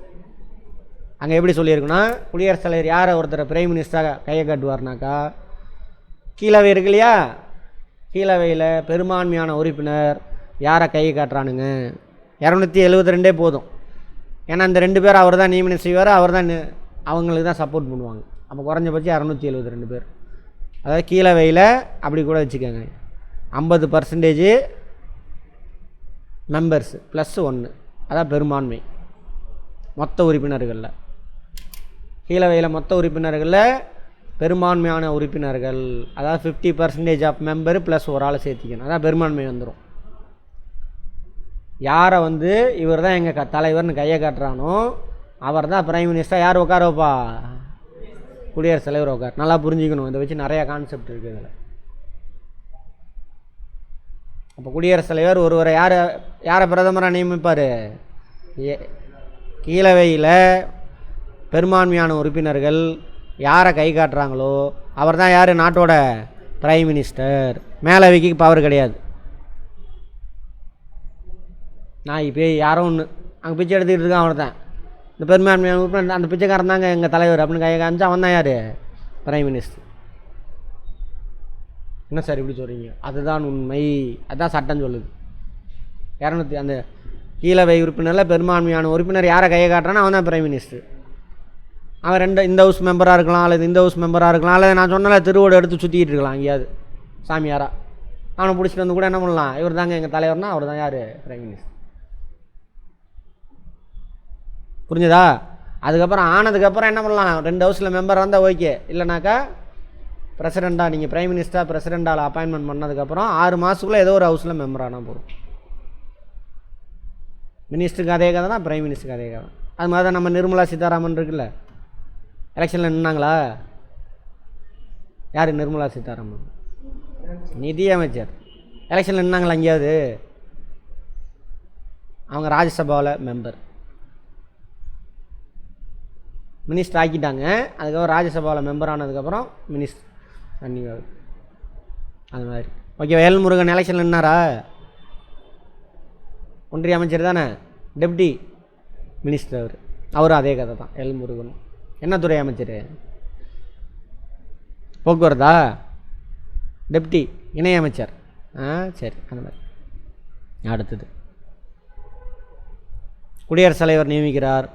சரியா? மக்களவையில் பெரும்பான்மையான கட்சிகளின் தலைவர், பெரும்பான்மையான உறுப்பினர்களின் கட்சிகளின் தலைவர், பெரும்பான்மையான உறுப்பினர்களுடைய தலைவர். பெரும்பான்மை கட்சின்னு சொல்லலாம். ஒரே கட்சிக்கு 273 சீட் இருக்கலாம். அதில் 4-5 கட்சி ஒன்று சேர்ந்து என்ன பண்ணலாம்? இப்போது பிரைம் மினிஸ்டர் இருக்காரில் 273 சீட்டு கிடையாது யாருக்கு? பிஜேபிக்கு. அப்போ 273 கம்மி தான் அவங்களுக்கு. அப்போ பிரைம் மினிஸ்டராக மோடி வர முடியாது. அப்போ யாருக்கு சேர்த்திக்கிட்டாங்க? யார் யார் அவங்களுக்கு சப்போர்ட் பண்ணுறாங்க? தெலுங்கு தேசம் கட்சி இருக்காங்கள, அவங்க எம்பி சப்போர்ட் பண்ணுறாங்க. அதே மாதிரி பீகாரில் அவன் பேர் என்ன, நிதிஷ்குமாரோட கட்சி, அவங்க கட்சி எம்பி அங்கே இருக்காங்க லோக்சபாவில். இந்த 3 கட்சியோட எம்பியும் சேர்ந்தாங்க 273க்கு மேலே வருது. அவங்களாம் அவரை கை காட்டிகிட்டே இருக்கிறாரு. அவர் என்னவா இருக்கார்? பிரைம் மினிஸ்டர் இருக்கார். கை காட்டிகிட்டே இருக்கிற வரைக்கும் தான் பிரைம் மினிஸ்டர். அந்த 273 பேரும். பிரைம் மினிஸ்டரோட பதவி காலம் எவ்வளவு? 5 ஆண்டுனா தப்பு. பதவி காலம்லாம் கிடையாது. எது வரைக்கும் அவர் பிரைம் மினிஸ்டராக இருக்க முடியும்? குடியரசுத் தலைவர் விரும்புகிற வரைக்கும் இருப்பார் பிரைம் மினிஸ்டர். குடியரசுத் தலைவர் எது வரைக்கும் விரும்புவார்? கீழவை பெரும்பான்மையாக 273 கையை காட்டுற வரைக்கும் தான் அவர் வச்சுருப்பார். இப்போ தெலுங்கு தேசமும் அவன் யார், அவன் நிதிஷ்குமார் கட்சி என்ன ஆயிடுச்சு? நாங்கள் உங்களுக்கு கட்சிக்கு ஆதரவு தரல, பிரைம் மினிஸ்டருக்கு ஆதரவு தரலைன்னா அவ்வளோதான், அவர் தூக்கி கீழே தள்ளி விட்டுருவார். அப்போ நீ போ, வேறு யாள் கையை காட்டுறான் வந்து உட்காந்துட்டு. அப்போ பிரைம் மினிஸ்டருக்கு என்ன கிடையாது? சூர்யா, பதவி காலம் எதுவும் நிர்ணயிக்கப்படவில்லை. எது வரைக்கும் பிரைம் மினிஸ்டராக இருப்பார் அவர்? குடியரசுத் தலைவர் விரும்புகிற வரைக்கும். எது வரைக்கும் குடியரசுத் தலைவர் விரும்புவார் பிரைம் மினிஸ்டர் நீ இரு அப்படின்னு? பெரும்பான்மையான உறுப்பினர் கை. இன்றைக்கே கூட ஆட்சியை கவுத்தரலாம். புரிஞ்சதா? ஃபிக்ஸட் பீரியட்லாம் கிடையாது. அதாங்க போட்டுருக்காங்க. கூட்டணி ஆச்சுன்னா என்ன அர்த்தம்? அலையன்ஸு. 2-3 கட்சிக்காரன் சேர்ந்து அப்போ தான் மெஜாரிட்டி கிடைக்கும். மெஜாரிட்டினா இந்த 50% மேலே கையை காமிச்சு அது கூட்டணி. இப்போ கூட்டணி ஆட்சி தான் அங்கே ஒன்றிய அரசாங்கத்தில். ஒரே கட்சிக்கு இருந்தால் அது வந்து கூட்டணி ஆட்சி இல்லை. குடியரசுத் தலைவர் விரும்புவாரை பதவிக்காலம். பதவி பிரமாணம் குடியரசுத் தலைவர் தான் செஞ்சு வைப்பார். அவரோட வேலை ஒன்றிய அரசாங்கம் தான் போகணும், மத்திய போடாதீங்க. ஒன்றிய அமைச்சரவைக்கும் குடியரசுத் தலைவருக்கு இணைப்பு பாலமாக இருக்கும். அமைச்சரவையில் முடிவு எடுக்கிறாங்களா, அதெல்லாம் இவர் தான் அமைச்சரவையிலையும் பெரும்பான்மையான உறுப்பினர் ஓகே சொன்னால் தான் தீர்மானம் நிறைவேறும். அதுக்கப்புறம் அதை இவர் வாங்கி குடியரசுத் தலைவருக்கு அனுப்புவார். குடியரசுத் தலைவர் என்ன பண்ணும்? கையெழுத்து போடணும். அதான் இணைப்பு பாலம். அமைச்சருக்கான இலாக்கா ஒதுக்குறது. அப்புறம் யாரை வந்து அமைச்சர், என்னோடய அமைச்சரவையில் யார் யாரெல்லாம் அமைச்சர்னு சொல்லி இவர் தான் டிசைட் பண்ணுவார். இவன்லாம் அமைச்சராக போடும்பார், எடுத்துக்குவார். போட்டதுக்கப்புறம் ஒவ்வொரு துறையை பிரித்து கொடுப்பாங்க. நிதித்துறை நீங்கள் பாருங்கள், இராணுவத்துறை நீங்கள் பாருங்கள், இப்படி ஒவ்வொருத்தங்களுக்காக பிரித்து கொடுப்பாங்க. இந்த பிரித்து கொடுக்குறதெல்லாம் யாரோட வேலை? அமைச்சராக மட்டும் தான் நியமனம் செய்வார். யார்? குடியரசுத் தலைவர். யாரை குடியரசுத் தலைவர் அமைச்சராக நியமனம் செய்வார்? பிரைம் மினிஸ்டர் யாரை கையை காட்டுறான்னு அவன் தான் அமைச்சர். அப்புறம் அந்த அமைச்சர்களுக்குள்ளே துறையை பிரித்து கொடுக்குறாங்களா, எல்லா துறைக்கும் ஹெட்டு, எல்லா பணியாளரும் அரசாங்க பணியாளர் இவனுக்கு கண்ட்ரோலில் தான் வருவாங்க. இப்போ விவசாயத்துறையாக அதுக்கு மந்திரி இருப்பார். விவசாயத்துறையில் அங்கேருந்து பெரிய ஐஏஎஸ் ஆஃபீஸர், செக்ரட்டரியிலேருந்து கடைநிலை ஊழியர், ஃபீல்டில் ஒருத்தன் ஒர்க் பண்ணிகிட்டு இருப்பான், அவன் வரைக்கும் அவன் கண்ட்ரோலில் வருவான். அந்த துறையோட அமைச்சர் தான் பொறுப்பு. அமைச்சர் யார்? மக்களோட பிரதிநிதி. புரிஞ்சுதா? ரைட். அப்போ அதுதான். அதேமாதிரி அமைச்சரை நினச்சா என்ன பண்ணலாம்? அவரை பதவியிலேருந்து நீக்கிடுங்கன்னு சொல்லலாம். சொல்கிறாரு, ராஜினாமா பண்ணிக்கப்பா அப்படிம்பார். யார்? Prime minister. ஒருத்தனை பிடிக்கலன்னு வச்சுக்கோங்க, ராஜினாமா பண்ணலன்னா குடியரசுத் தலைவர் தாத்தாங்க வா, அவன் எனக்கு செட் ஆக மாட்டான், அவனை பதவியில் தூக்கிடு அப்படின்னு யார் சொல்லணும்? பிரைம் மினிஸ்டர் சொல்கிறத தான் அவர் கேட்கணும். நடந்துச்சா தமிழ்நாட்டில்? ஆளுநர் அவரா நீ பதவியில் இருக்க முடியாது அப்படின்னு சொல்லிட்டு யாரை? செந்தில் பாலாஜியை சொல்கிறாரு. கோர்ட்டுக்கு போகிறாங்க, கோர்ட்டு சொல்லிட்டாங்க ஆளுநருக்கு அந்த இதெல்லாம் கிடையாது, யார் அமைச்சராக இருக்கணும் இருக்கக்கூடாதுன்னு முடிவு பண்ணுறது யார்? சீஃப் மினிஸ்டர் தான் அப்படின்னு சட்டம் சொல்லுது. கவனிச்சிங்களா? அதெல்லாம் ஒன்றே ஒன்றுங்க நீதிமன்றம் இப்படி இருக்குது அப்படி இருக்குன்னு கட்டுக்கதையாக விட்டானுங்க. அப்படிலாம் கிடையாது. அது உண்மையான தீர்ப்பு தான் கொடுத்தாங்க. சட்டம் அப்படி தான் சொல்லுது. ஓகேவா? ரைட். அடுத்தது பதவி எப்படி சார் காலியாகும்? பிரைம் மினிஸ்டர் பதவி காலம் எவ்வளவு? இல்லை, எது வரைக்கும் பதவியில் இருப்பார்? குடியரசுத் தலைவர் விரும்புகிற வரைக்கும். குடியரசுத் தலைவராக அதுக்குன்னு திடீர்னு அவர் இஷ்டத்துக்கு தூக்க முடியாது. எது வரைக்கும் இவரை வச்சுருப்பார் பிரைம் மினிஸ்டராக? கீழவையில் தெளிவாக சொல்லணும். மக்களவையில் பெரும்பான்மையான உறுப்பினர் ஆதரவு இருக்கிற வரைக்கும் இவர் தான் பிரைம் மினிஸ்டர். ஓகேவா? அடுத்தது நம்பிக்கையில்லா தீர்மானம் வெற்றி. நோ கான்ஃபிடென்ட் மோஷன் அப்படிம்பாங்க. நம்பிக்கை இல்லை, கான்ஃபிடென்ட்னா நம்பிக்கை, நோனா இல்லை, நம்பிக்கை இல்லா தீர்மானம். இதை யார் கொண்டு வர முடியும்னா எதிர்கட்சி தலைவர் தான் கொண்டு வர முடியும். Leader of opposition party. எதிர்கட்சினா இப்போ பார்லிமெண்ட்டில் கீழவை இருக்கு இல்லையா, கீழவையில் தான் எதிர்கட்சி சொல்லுவாங்க. கீழவையினுடைய எதிர்கட்சி தலைவர் கீழவையில் மட்டும் தான் கொண்டு வர முடியும், மேலவையில் கொண்டு வர முடியாது. ஏன்னா அங்கே தான் இவருக்கு பெரும்பான்மையான உறுப்பினர் ஆதரவு இருக்குது. பிரைம் மினிஸ்டருக்கு மேலே எங்களுக்கு நம்பிக்கை இல்லைங்க அப்படின்னு எதிர்கட்சி தீர்மானத்தை கொண்டு வருவாங்க. நம்பிக்கை பெரும்பான்மையான ஓட்டு வந்துருச்சுன்னா என்ன ஆகும்? அவருக்கு பெரும்பான்மை இல்லைன்னு அர்த்தம். கரெக்டா? யாருக்கு? பிரைம் மினிஸ்டருக்கு. அப்போ ஆட்சி போயிடும். பிரைம் மினிஸ்டர் மேலே நம்பிக்கை இல்லைன்னு நம்பிக்கை இல்லா தீர்மானம், நோ கான்ஃபிடன்ட் மோஷன் கொண்டு வரது யார்? கீழவையில் மட்டும்தான் கொண்டு வர முடியும். யார் கொண்டு வருவா? எதிர்கட்சி தலைவர். யார் எதிர்கட்சினாக்கா ரெண்டாவது பெரிய கட்சியினுடைய தலைவர். அவர் தான் எதிர்கட்சி தலைவர். பார்லிமெண்ட்டில் அதிகமான எம்பி சீட்டு வச்சுருக்காங்கல்ல, அதிகமாக எம்பி சீட்டு வச்சுருக்கான், பிரைம் மினிஸ்டர் ஆயிடுவான். ரெண்டாவது அதிகமான எம்பி இருக்காங்கல்ல, அவரோட தலைவர் தான் யார்? எதிர்கட்சி தலைவர். அவர் தான் கொண்டு வர முடியும். எங்கே தான் கொண்டு வர முடியும்? கீழவையில் மட்டும்தான். ஏன்னா அங்கே தான் பெரும்பான்மையான உறுப்பினர் யாருக்கு ஆதரவு கொடுக்கணும்? Prime minister. மேலவையில் கொண்டு வர மாட்டாங்க. அப்படி எதிர்கட்சி தலைவர் பிரைம் மினிஸ்டர் மேலே எங்களுக்கு நம்பிக்கை இல்லைங்க அப்படின்னு தீர்மானம் கொண்டு வராரு. அப்புறம் விவாதம்லாம் நடந்து முடிஞ்சோன்னே யாருக்கு இந்த தீர்மானத்துக்கு ஆதரவு தெரிவிக்கிறீங்க? சரியா? 273க்கு மேலே உறுப்பினர் ஆதரவு தெரிவிச்சிட்டாங்கன்னா யாருக்கு ஆதரவு இல்லைன்னு அர்த்தம்?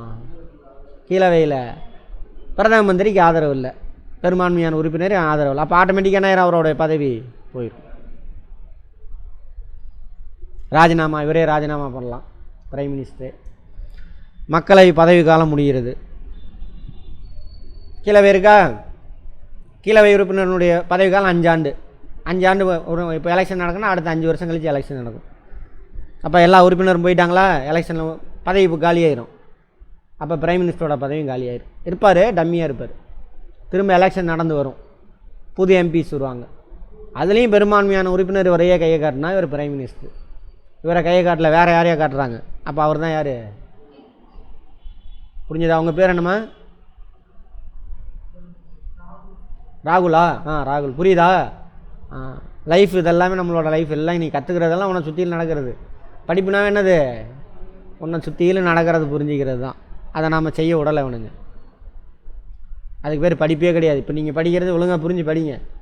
இது என்ன கூட்டுறவனா என்ன, அது என்ன பண்ணுது, இதை ஏன் படிக்கிறோம், இதில் என்னென்னலாம் பண்ணலாம் அப்படின்னு ஒவ்வொருத்தங்களும் அவன் சப்ஜெக்டை புரிஞ்சு படி. முதல்ல நீங்கள் என்ன மேஜரு? பாட்னி. கேட்டேன்னா அன்றைக்கே வந்தோடனே என்ன கேட்டேன்? பேசிக் தான் கேட்டேன், புரிஞ்சு படிக்கல, அதான் பிரச்சனை. பார்த்தீங்களா? நான் கேட்ட கேள்விக்கு ஆன்சர் கிடச்சிதா? யார்கிட்ட போய் கேட்டீங்க? எந்த சார்கிட்ட? என்ன சொன்னார்? எது கரெக்டாமா? அப்படியா?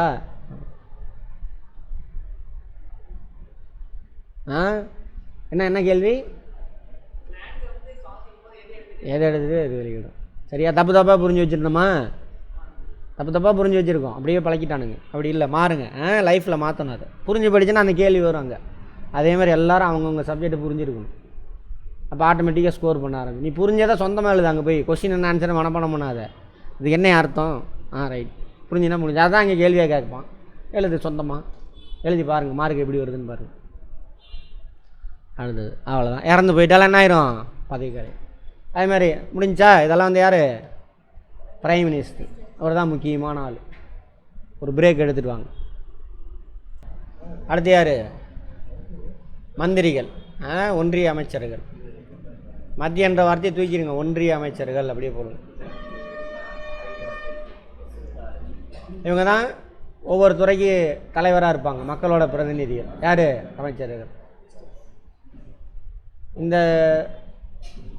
அமைச்சர்கள் பிரைம் மினிஸ்டர் சேர்ந்தால் தான் இது அமைச்சரவை.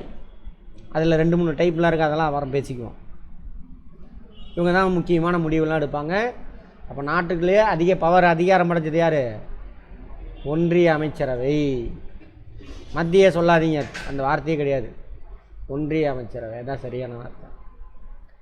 ரைட். இவங்க எவ்வளோ பேர் சார் இருக்கலாம் அப்படின்னா, கீழவை இருக்கு இல்லையா, பாருங்க கீழவை, இதில் மொத்த உறுப்பினருடைய எண்ணிக்கையில் நம்பர்ஸ் மட்டும் தான் எடுத்துக்குவாங்க. சரியா? 15% மிகாமல் இருக்க வேண்டும். அதுக்குள்ளே தான் இருக்கணும். இப்போ 72 பேர் வரைக்கும் இருக்கலாம். இப்போ உள்ள இது கீழவையில் மொத்தம் இப்போ எத்தனை உறுப்பினர் இருக்காங்க? 545. 543 பேர் வந்து யார்? மக்களால் தேர்ந்தெடுக்கப்படுற 2 பேரை குடியரசுத் தலைவர் நியமிப்பார். அவங்க யார், என்ன ஏது எல்லாத்தையும் பார்ப்போம். 76 பேரா? 76 பேர் வரைக்கும் இந்திய குடிமகனாக இருக்கணும். அவ்வளோதான், வேறு எதுவுமே தேவையில்லை. எம்பியாக இருக்கணும்லாம் அவசியம் இல்லை. பிரைம் மினிஸ்டர் மாதிரியே தான். மினிஸ்டர் ஆனதுக்கப்புறம் 6 மாதத்துக்குள்ள ஏதோ ஒரு ஹவுஸில் மெம்பர் ஆனால் போதும். ஓகேவா? ஏதாவது ஒரு சீட்டு காலியாகும், அங்கே எலெக்ஷனில் நின்று ஜெயிச்சு வரணும். அங்கே என்ன ப்ரொசீஜரோ அதுபடி தான் நடக்கும். எலெக்ஷன் நடக்கும், எலெக்ஷனில் நின்று ஜெயிச்சு வரணும். சரியா? ரைட். தேர்ந்தெடுக்கும் முறை, இவரை நியமனம் செய்கிறது யார்? குடியரசுத் தலைவர். யார் சொல்கிறவரை நியமிப்பார்? பிரதம மந்திரி யாரை சொல்கிறாரோ அவர் தான் மினிஸ்டர். அதேமாதிரி மாநிலத்தில் யார்? சீஃப் மினிஸ்டர் யாரை சொல்கிறாரோ அவர் தான் மினிஸ்டர். ஆளுநருக்கெலாம் பவர்லாம் கிடையாது, ஒன்றுமே கிடையாது. ஆனால் இங்கே சேட்டையெல்லாம் காட்டினானுங்க இங்கே தமிழ்நாட்டில். ஆமாவா? அதில் வேறு ஒரு குரூப் முட்டாப்பையில் சப்பக்கட்டு. ஏன்னா இவனுக்கு எதிர்கட்சி, ஆமாம் வேறு கட்சி, ஆமாம் அதனால் கூமுட்டைங்க. அரசு சட்டம் என்ன சொல்லுதோ அதுதான் என்ன பண்ணணும், நம்ம ஃபாலோ பண்ணணும். அதுக்கு வேறு கோர்ட்டுக்கு வேலை போகிறானுங்க அப்படி இப்படின்ட்டு. கோர்ட்டு நங்குன்னு ஒரு அடி வச்சுது. டேய், ஆளுநருக்கு இதுக்கு சம்மந்தமே இல்லை, மினிஸ்டராக இருக்கணும் முடிவு பண்ணுறது யார்? சீஃப் மினிஸ்டர் தான் முடிவு பண்ணுவார், போ அப்படின்னு துரத்தி விட்டானுங்க. ஆமாவா? அப்போல்லாம் அதுக்கப்புறம் அதை பற்றி பேச மாட்டானுங்க. அடி வாங்கினதுக்கப்புறம். சரி, அதேமாரி பதவி காலம். மந்திரிக்கு பதவி காலம் எவ்வளவு? குடியரசுத் தலைவர் விரும்புகிற வரைக்கும் தான் இருப்பார். குடியரசுத் தலைவர் எது வரைக்கும் விரும்புவார்? பிரைம் மினிஸ்டர் விரும்புகிற வரைக்கும் குடியரசுத் தலைவர் அவரை வச்சுருப்பார். அதே மாதிரி பிரைம் மினிஸ்டர் பதவி காலி ஆயிடுச்சுன்னு வச்சுக்கோங்க, எல்லா மினிஸ்டரோட பதவியும் காலி ஆயிடும். திரும்ப புதுசாக யார் பிரைம் மினிஸ்டர் வராரோ அவர் யாரை கை காட்டுறாரோ அவர் தான் மினிஸ்டர்ஸ். புரிஞ்சுதா? ஒரு மினிஸ்டர் பதவி போனாக்கா பிரைம் மினிஸ்டர் பதவி போகாது. பெருசாக ஆகோன்னு சுற்றி வளர்ச்சி எழுதிட்டு இருப்பானுங்க பழைய புக்கில், புரியாமல். சாதாரண விஷயம். பிரைம் மினிஸ்டர் யார் விரும்புகிறாரோ அவர் தான் யார்? மந்திரியாக இருக்க முடியும். பிரைம் மினிஸ்டரே காலி ஆயிடுச்சு, மந்திரி பதவி என்ன ஆயிரும்? ஒரு மந்திரி பதவி காலி ஆனாக்கா பிரைம் மினிஸ்டர் பதவி போயிடுமா? அதுக்கு சம்மந்தம் இல்லை. புரிஞ்சுதா? இது ஒரு பெரிய விஷயமா எழுதிட்டு இருப்பானுங்க, மனப்பாடம் பண்ணிகிட்டு இருப்பானுங்க. ஒன்றுமே இல்லை, சாதாரண லாஜிக்காக வச்சாவே போதும். பதவி பிரமாணம் செஞ்சு வைக்கிறது யார்? குடியரசுத் தலைவர். குடியரசுத் தலைவருக்கு அறிவுரை ஆலோசனை வழங்குறது அவங்க வேலை. எந்த துறைக்கு தலைவராக போட்டிருக்காங்களோ அந்த துறைக்கு ஹெட்டே இவர் தான், அட்மினிஸ்ட்ரேட்டர் இவர் தான். மேனேஜ்மெண்ட் தான் ஐஏஎஸ் ஆஃபீஸர். அட்மினிஸ்ட்ரேட்டர் யார்? இவங்க. அட்மினிஸ்ட்ரேஷன் மேனேஜ்மெண்ட்டுக்கு ரெண்டுக்கு வித்தியாசம் என்னமா? காமர்ஸ் படித்தவங்க.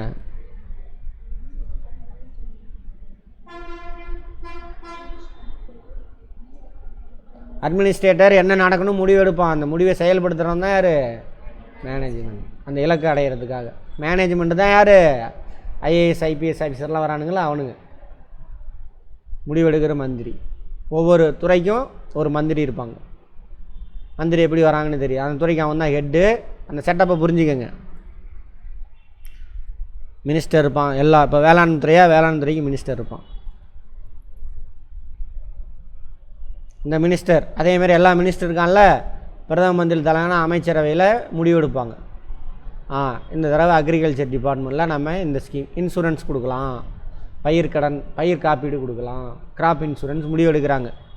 முடிவெடுத்தோன்னா அந்த முடிவு அங்கே கொடுத்துருவாங்க. மினிஸ்டர் என்ன பண்ணுவார்?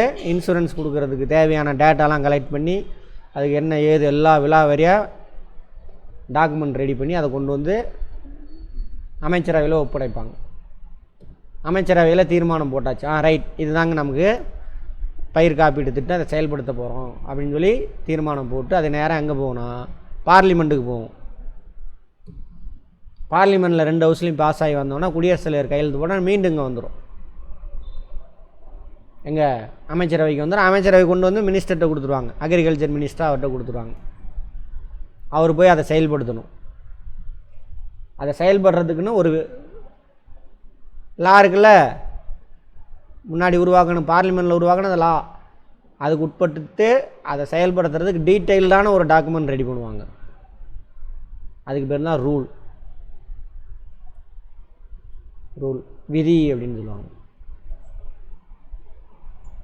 இப்போது லாவில் வந்துட்டு பயிர் காப்பீடு கொடுக்க போகிறோம், இந்தந்த பயிரெலாம் கவர் ஆகும் அப்படின்னு மட்டும் சொல்லுவாங்க. அவுட்லைன் மட்டும் இருக்கும், டீட்டெயில்டாக இத்தனை ஏக்கர் உள்ளவனுக்கு இவ்வளோ ரூபா, இவ்வளோ சப்ஸ்கிரிப்ஷன் கட்டணும், இவன்லாம் தகுதியானவன், டீட்டெயில்டாக இருக்குல்ல. அதான் வந்து என்னது விதி.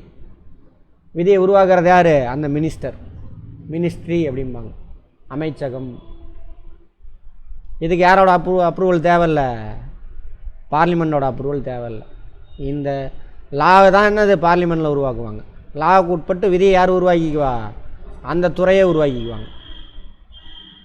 விதிக்கு வந்து ஜிஓ வெளியிட்டால் போதும், கவர்மெண்ட் ஆர்டர் வெளியிட்டால் போதும். ஆனால் சட்டமாக உருவாக்குன்னா எங்கே போகணும்? பார்லிமெண்ட்டில், அங்கே போய் பாஸ் ஆகி வரணும். அப்போது இந்த அமைச்சரவையில் இருக்கக்கூடிய இந்த அமைச்சகம், அந்த அமைச்சகத்தில் இருக்கக்கூடிய மந்திரி ஒரு சட்டத்தை செயல்படுத்தணுன்னா ஃபஸ்ட்டு எங்கே அப்ரூவல் வாங்கணும்? அமைச்சரவையில் ஒப்புதல் வாங்கிட்டு அதை எடுத்துகிட்டு போவாங்க பார்லிமெண்ட்டுக்கு. அங்கேயும் 2 ஹவுஸ்லேயும் பாஸ் ஆகி குடியரசுத் தலைவர் கையெழுத்து போட்டார்னா சட்டமாக மாறிடும். அந்த சட்டத்தை எடுத்துகிட்டு வந்து என்ன பண்ணணும்? அமைச்சரவை அவர் அந்த மினிஸ்டர் செயல்படுத்தணும். அந்த 1 வருஷத்துக்கு செயல்படுத்திட்டு அடுத்த வருஷம் போய் இதுதாங்க போன வருஷம் நம்ம போட்டாலே அந்த சட்டம் இதுக்கு இதுதான் செயல்பாடெலாம் போயிட்டுருக்கு, இவ்வளோ விவசாயி பலன் அடைஞ்சிருக்கான், இவ்வளோ பாதிப்பு நம்ம ரெக்டிஃபை பண்ணியிருக்கோம், எல்லாத்தையும் சொல்லணும். கேள்வி கேட்பான், எதிர்கட்சி இருக்கான்ல பார்லிமெண்ட்டில், கேள்வி கேட்பான், எந்திரிச்சு மந்திரி பதில் சொல்லணும். சட்டப்பேரவையில் நடக்குதா? கேள்வி நேரம் நடக்குதா? டெய்லி 1 hour பாருங்கள் கேள்வி. எதிர்கட்சியில் இருக்கவன் அல்லது ஆளுங்கட்சி எம்எல்ஏவே கேள்வி கேட்பான். மினிஸ்டர் எந்திரிச்சு என் துறையில் இது நடக்குதுங்க, இது செய்ய முடியுங்க, இது செய்ய முடியாதுங்க அப்படின்னு சொல்லுவாங்க பாருங்கள். இதுதான் சட்டம், அதான் மக்களாட்சி. அங்கே உள்ள மெம்பர் யார்? பீப்புளோட ரெப்ரசன்டேட்டிவ். அது எங்கே வரும்? டிவியில் பப்ளிஷ் ஆகும். அதெல்லாம் நம்ம பார்த்துட்டு அதை வச்சு தான் அடுத்து நீ அடுத்தவனுக்கு ஓட்டு போடணும். அதாவது ஓட்டு போட்டான், அன்றைக்கி மட்டும் காசை கொடுத்தான், ஓட்டை போட்டான், பிரியாணி சாப்பிட்டான், அதோட அவ்வளோதான். அதுக்கப்புறம் கண்டுக்கிறதே இல்லை. அங்கே என்ன நடக்குது முதல்ல அது தெரிஞ்சால் தானே என்ன நடக்குது ஏது நடக்குது. அப்போ தான் எவன் நல்லவன்னு டிசைட் பண்ண முடியும். நீங்கள் நல்லவன் நினச்சிட்டு இருக்கிறவங்களாம் கெட்டவனாக இருக்கலாம், கெட்டவன் நினச்சிருக்கலாம் நல்லவனாக இருக்கலாம். எப்போ தெரியும் அது? நீ இந்த அரசியலமைப்பு சட்டத்தெல்லாம் புரிஞ்சுக்கிட்டு இந்த கரண்டில் நடக்கிற விஷயம்லாம் நீ வாட்ச் பண்ணிட்டு வந்தால் தான் டிசைட் பண்ண முடியும். ஆனால் நீ எப்படி டிசைட் பண்ணி இப்போ ஓட்டு போடுற? எங்கள் அப்பா சொன்னார், என் நடிகர் ரசிகர் சொன்னான், அப்படி தானே ஓட்டு போடுறீங்க? இல்லையா? அப்படி தான் ஓட்டு போடுறீங்க. சின்னதுலேருந்தே வளர்த்திருப்பாங்க உங்களை அந்த படமாக பார்த்து, அந்த ரசிகர் ஆயிடுவீங்க நீங்கள். உடனே அவங்க எந்த கட்சியும் அந்த கட்சிக்கு ஓட்டு போடுவீங்க.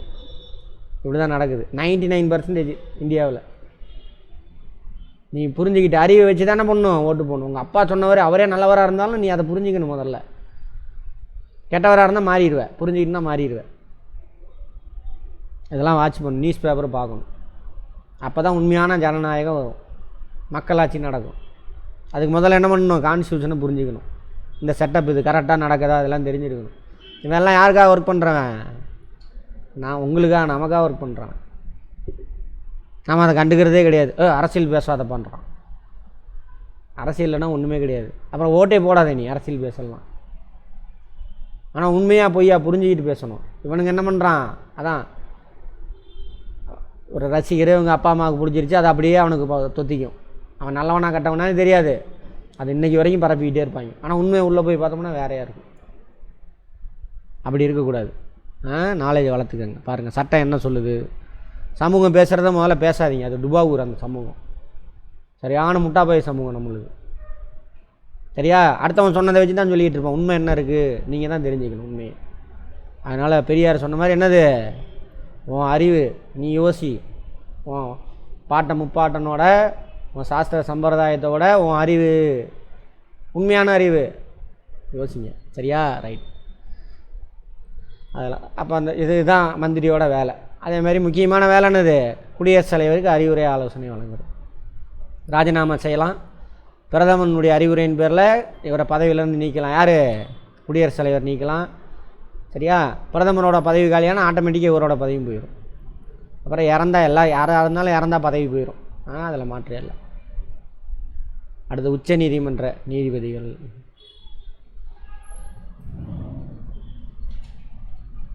குறிப்பிட்ட காலம்லாம் எதுவும் கூறப்படவில்லை. பட் ஒரு இடத்துல சொல்லியிருப்பாங்க, அதிகபட்சம் 65 வயசு வரைக்கும் உச்ச நீதிமன்ற நீதிபதியாக இருக்கலாம்.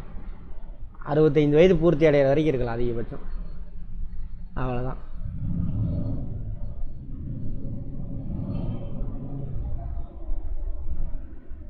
இதெல்லாம் பார்த்துக்கங்க கரண்ட் அஃபேரில். 1+33 இப்போது 33 புஷ்னி ஜட்ஜஸ்ம்பாங்க இங்கிலீஷில். இதர ஜட்ஜஸ், இதர நீதிபதிகள், ஒரு தலைமை நீதிபதி இருப்பாங்க அதிகபட்சம். அடுத்தது இந்திய குடிமகனாக இருக்கணும், குறைந்தபட்சம் 5 ஆண்டுகள் இந்தியாவில் இருக்கக்கூடிய ஏதோ ஒரு நீதிமன்றம், உயர் நீதிமன்றத்தில் நீதிபதியாக இருந்திருந்தால் போய்க்கு. ஐயோவா, ஏதோ ஒரு நீதிமன்றம் அல்லது 4-5 நீதிமன்றத்தை சேர்த்து இந்தியாவில் உள்ள உயர் நீதிமன்றங்களில் மொத்தமாக ஒரு 5 ஆண்டு பணியாற்றி இருக்கணும் குறைஞ்சபட்சம். அதுக்கு மேலே எத்தனை ஆண்டு வேணாலும். அல்லது 10 ஆண்டுகள் உயர் நீதிமன்றத்தில் வழக்கறிஞராக பணியாற்றி இருக்கணும். வழக்கறிஞராக இருந்தாக்கா 10 ஆண்டு குறைஞ்சபட்சம். சரியா? நீதிபதியாக இருந்தால் 5 ஆண்டு உயர் நீதிமன்றங்கள். அதெல்லாம் தகுதி. அவ்வளோதான். குடியரசுத் தலைவரால் நியமிக்கப்படுகிறார். சரியா? குடியரசுத் தலைவர் தான் நியமிப்பார். யாரோட ஆலோசனை சார் அப்படின்னாக்கா, உச்ச நீதிமன்றம் இருக்கு இல்லையா, அதோட தலைமை நீதிபதி தலைமையிலான ஒரு குழு இருக்கும்.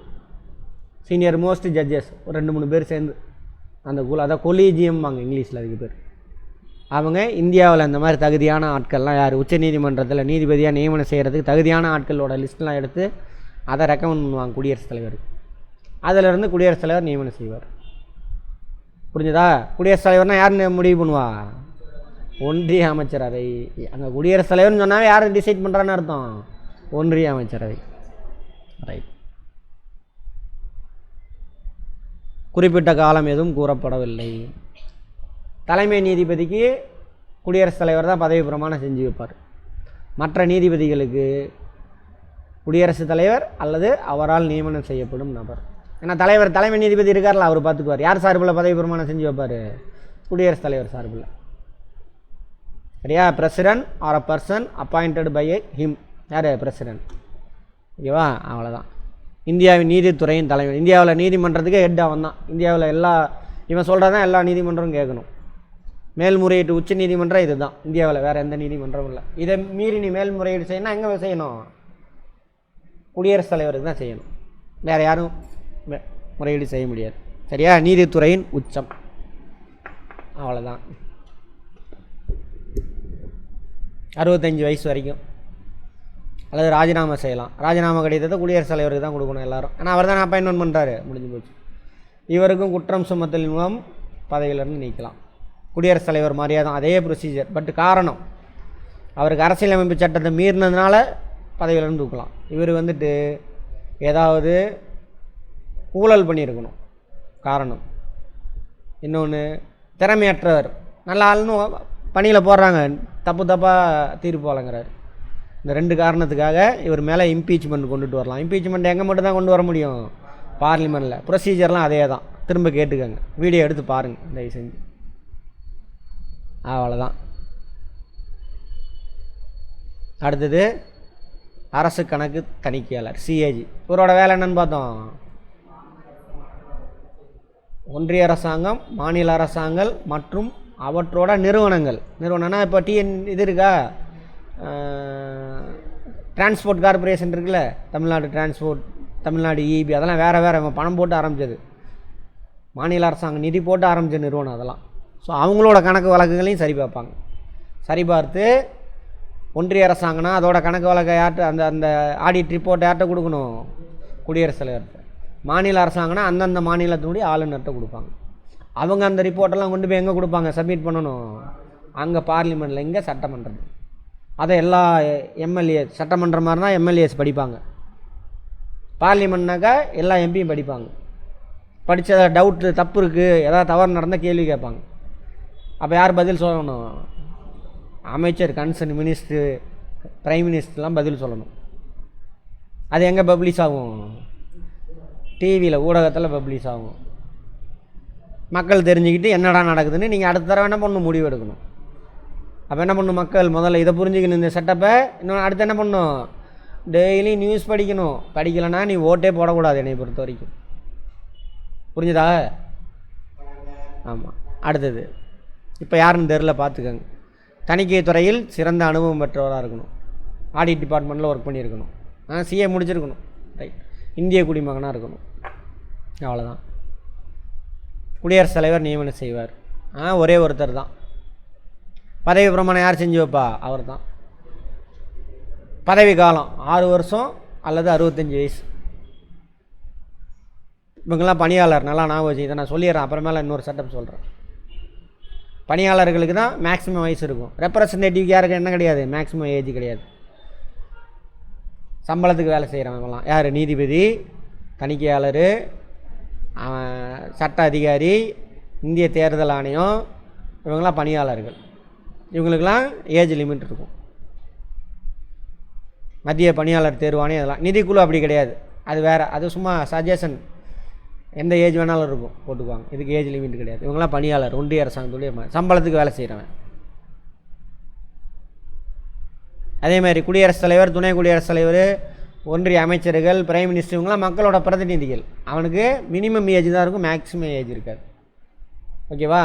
ரைட். இந்த பணியாளர்கள் 6 வருஷம் 65 வயசு. இப்போ நான் 64 வயசில் நான் வந்துட்டு என்ன பண்ணுறேன், சிஏஜியாக போடுறாங்க. என்னைய எவ்வளோ நாள் இருக்கலாம், நான் 1 வருஷம். 60 வயசில் போட்டால் 59 போட்டால் 64 வயசு வரைக்கும், 65 6 வருஷம் 65 வயசு வரைக்கும் இருக்கலாம். அந்த மாதிரி குடியரசுத் தலைவர் தான் பதவி பிரமாணம் செஞ்சு வைப்பார். இவரோட வேலை முன்னாடி சொல்லிட்டேன், அதை பார்த்துக்கோங்க. 65 வயது பூர்த்தி அடைதல், ராஜினாமா செய்கிறது மூலிமா குடியரசுத் தலைவருக்கு தான் கொடுக்கணும். இவர் மேலே என்ன பண்ணலாம், இம்பீச்மெண்ட் கொண்டு வருவாங்க. ஏன்னா முக்கியமான போஸ்ட்டு இவர், உயர்நீதிமன்ற நீதிபதி. இவர் இன்னும் ஒருத்தர் வருவார், 2 பேர் வருவாங்க. மாநில அரசாங்கத்தில் ஒரு குரூப்பு, இவர் ஒருத்தர். குடியரசுத் தலைவர், உச்ச நீதிமன்ற நீதிபதிகள் எல்லாருமே. அடுத்தது சிஏஜி, அப்புறம் chief election commissioner. Election commission 3 பேர் இருப்பாங்க. ஒரு chief election commissioner, 2 election commissioner. அதில் சீஃப் எலெக்ஷன் கமிஷனர் மட்டும் இந்த மெத்தடு. இந்த 4 ஒன்றிய அரசாங்கம் 4 பேர்த்த மட்டும் தான் என்ன பண்ண முடியும், இம்பீச்மெண்ட் மெத்தடில் பதவியிலன்னு தூக்க முடியும். அடுத்தது தலைமை சட்ட அதிகாரி. இப்போ யாருன்னு தெரில, நியூஸில் வந்தால் பார்த்து வச்சுக்கோங்க. இந்திய குடிமகனாக இருக்கணும், உச்ச நீதிமன்றத்தில் நீதிபதி ஆகிறதுக்கு தகுதி இருக்கணும். சரியா? உச்ச நீதிமன்றத்தில் நீதிபதி ஆனால் என்ன தகுதி, 5 வருஷம் உயர் நீதிமன்றங்களில் வேலை செஞ்சுருக்கணும், அல்லது 10 வருஷம் உயர் நீதிமன்றங்களில் வழக்கறிஞராக பணியாற்றியிருக்கணும். அதிகபட்ச வயசு எவ்வளவு, 65. இந்த தகுதியெலாம் இருக்கணும். அவரை குடியரசுத் தலைவர் பார்த்து நியமனம் செய்வார். சரியா?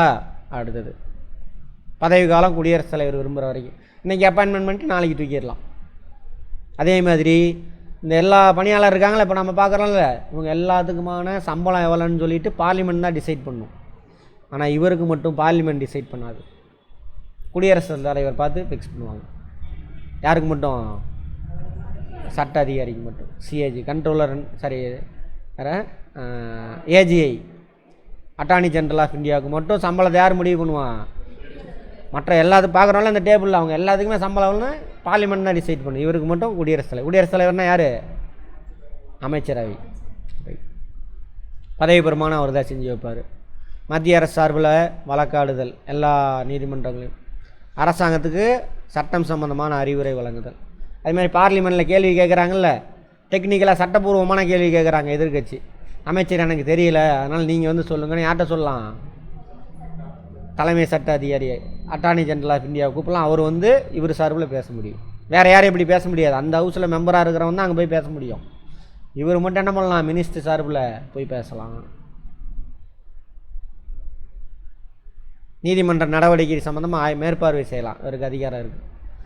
அடுத்து பதவி காலியாதல். சரியா? என்ன பதவி, ராஜினாமா செய்யலாம். குடியரசுத் தலைவர் எப்போ வேணாலும் அவரை பதவியிலேருந்து நீக்கலாம். அடுத்து இந்திய தேர்தல் ஆணையர். இவங்களோட வேலை என்னன்னு பார்த்தோம், பிரதிநிதிகளை தேர்ந்தெடுக்குது. யார் யார் சார், பிரசிடெண்ட்டு எலெக்ஷன் நடத்தணும், வைஸ் பிரசிடெண்ட்டுக்கு நடத்தணும், ராஜ்யசபா எம்பிக்கு நடத்தணும், லோக்சபா எம்பிக்கு நடத்தணும். அதேமாதிரி மாநிலத்தில் மேலவை கீழவை இவங்களுக்கெல்லாம் எலெக்ஷன் நடத்தி ஜெயிச்சதாக அறிவிக்கிறது இவங்க தான். யார், இந்திய தேர்தல் ஆணையர். 3 பேர் இருப்பாங்க, ஒரு chief election commissioner, 2 election commissioner. இப்போ யாருன்னு தெரில, கரண்ட் அஃபேரில் பார்த்துக்கோங்க. இந்திய குடிமகனாக இருக்கணும், அதுதான் தகுதி, வேறு எதுவும் தகுதி சொல்லப்படலை. சரியா? யாரை பெரும்பாலும் போடுவாங்க அப்படின்னாக்கா, நிர்வாகத்தில் ஐஏஎஸ் ஐபிஎஸ்லாம் இருக்காங்கள்ல, அது மாதிரி யூபிஎஸ்சியில் செலக்ட் ஆகி போகிறாங்கள்ல, பாஸ் ஆகி வேலை செய்கிறாங்கள, அவங்கள தான் போடுவாங்க. மெயினாக ஐஏஎஸ் ஐபிஎஸ் ஆஃபீஸர். குடியரசுத் தலைவர் நியமிப்பார். பதவி பிரமாணம் சரி, பதவி காலம் 6 வருஷம் 65 வருஷம், எது முன்னாடி வருதோ அதே மாதிரி. யாருக்கு? இவர் கிடையாது, அரசு தணிக்கையாளர் பார்த்தோம்னா அதே அதே அதே தான் இருக்கும்.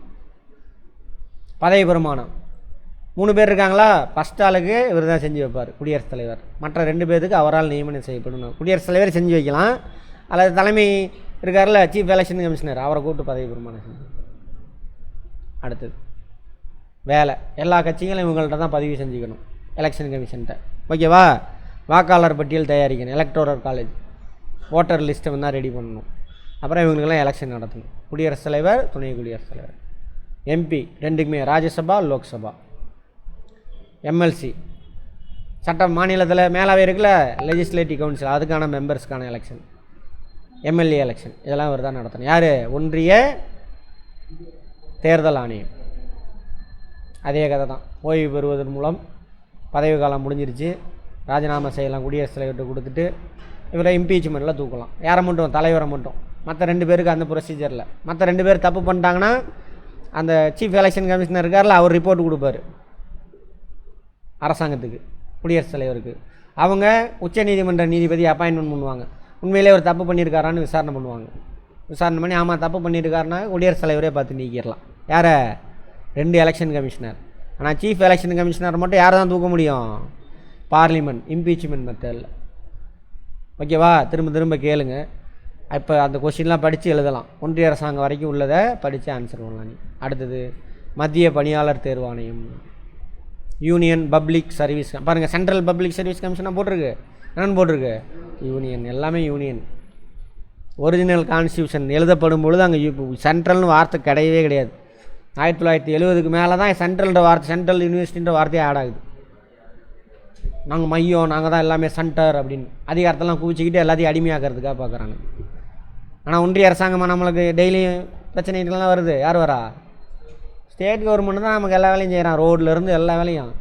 பவர்லாம் பிடிங்க அங்கே வச்சுக்கிட்டானுங்க. நியாயமா அது?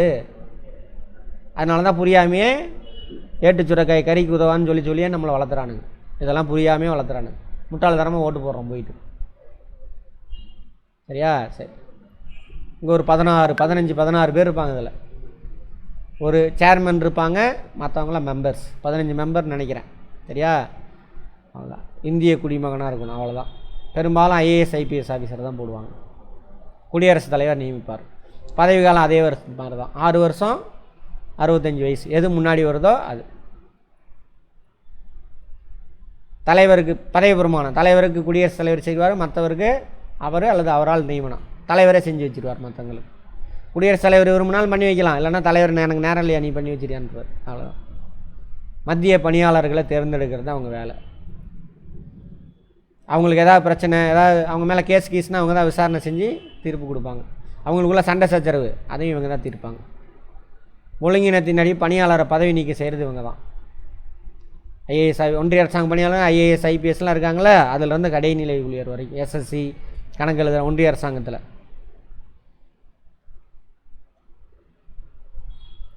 அதேமாரி பதவி காலம் முடிஞ்சிருச்சுன்னா போயிடணும், ராஜினாமா செய்யலாம் குடியரசுத் தலைவர் கொடுத்துட்டு.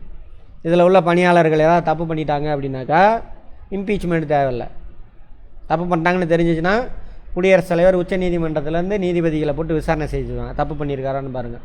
தப்பு பண்ணியிருக்கான்னு கன்ஃபார்ம் ஆயிடுச்சுன்னா குடியரசுத் தலைவரே நீக்கிடுவார். குடியரசுத் தலைவர்னால் யார்? அமைச்சரை முடிவு பண்ணுவாங்க, இவர் நீக்குவார். ஆணை மட்டும் இவர் வெளியிடுவார். அவ்வளோதான். ஓகேவா? அடுத்தது நிதிக்குழு. இது 5 ஆண்டுக்கு ஒரு தடவை நியமிப்பாங்க. இப்போ புது நிதிக்குழு போட்டிருக்காங்கன்னு நினைக்கிறேன்.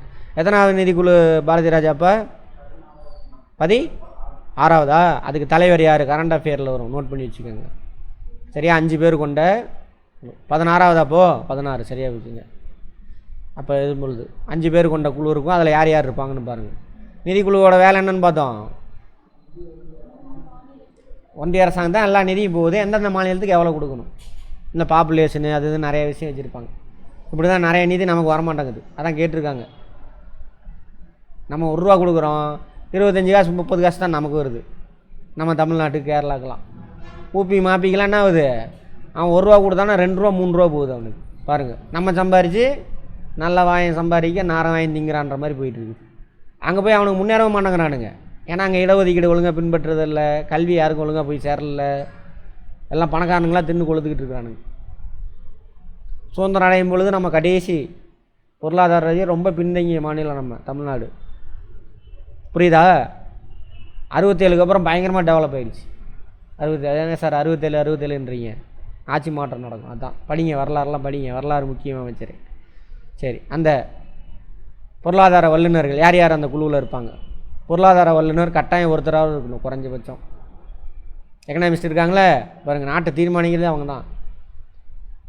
நிர்வாகத்துறையில் அனுபவம் பெற்றவங்க, ஐஏஎஸ் ஆஃபீஸராக ரிட்டையர்டாகி அந்த மாதிரி இருப்பான் அவன். உயர்நீதிமன்ற நீதிபதி ஒருத்தனாவது இருக்கணும், அதாவது அதில் உறுப்பினராக தகுதி உள்ள ஒருத்தனாவது இருப்பான், ரிட்டையர்டானவங்க கூட இருக்கலாம். அடுத்து நிதி மற்றும் கணக்குத்துறை, ஆடிட்டர் இருக்கான்ல, அக்கௌண்ட்ஸ், இதிலெல்லாம் குறைஞ்சது ஒவ்வொருத்தர் இருக்கணும். 2 பேர் கூட இருக்கலாம் ஒரே துறையில். 5 பேர் கொண்ட குழு இருக்கும். இவரை நியமிக்கிறது யார்?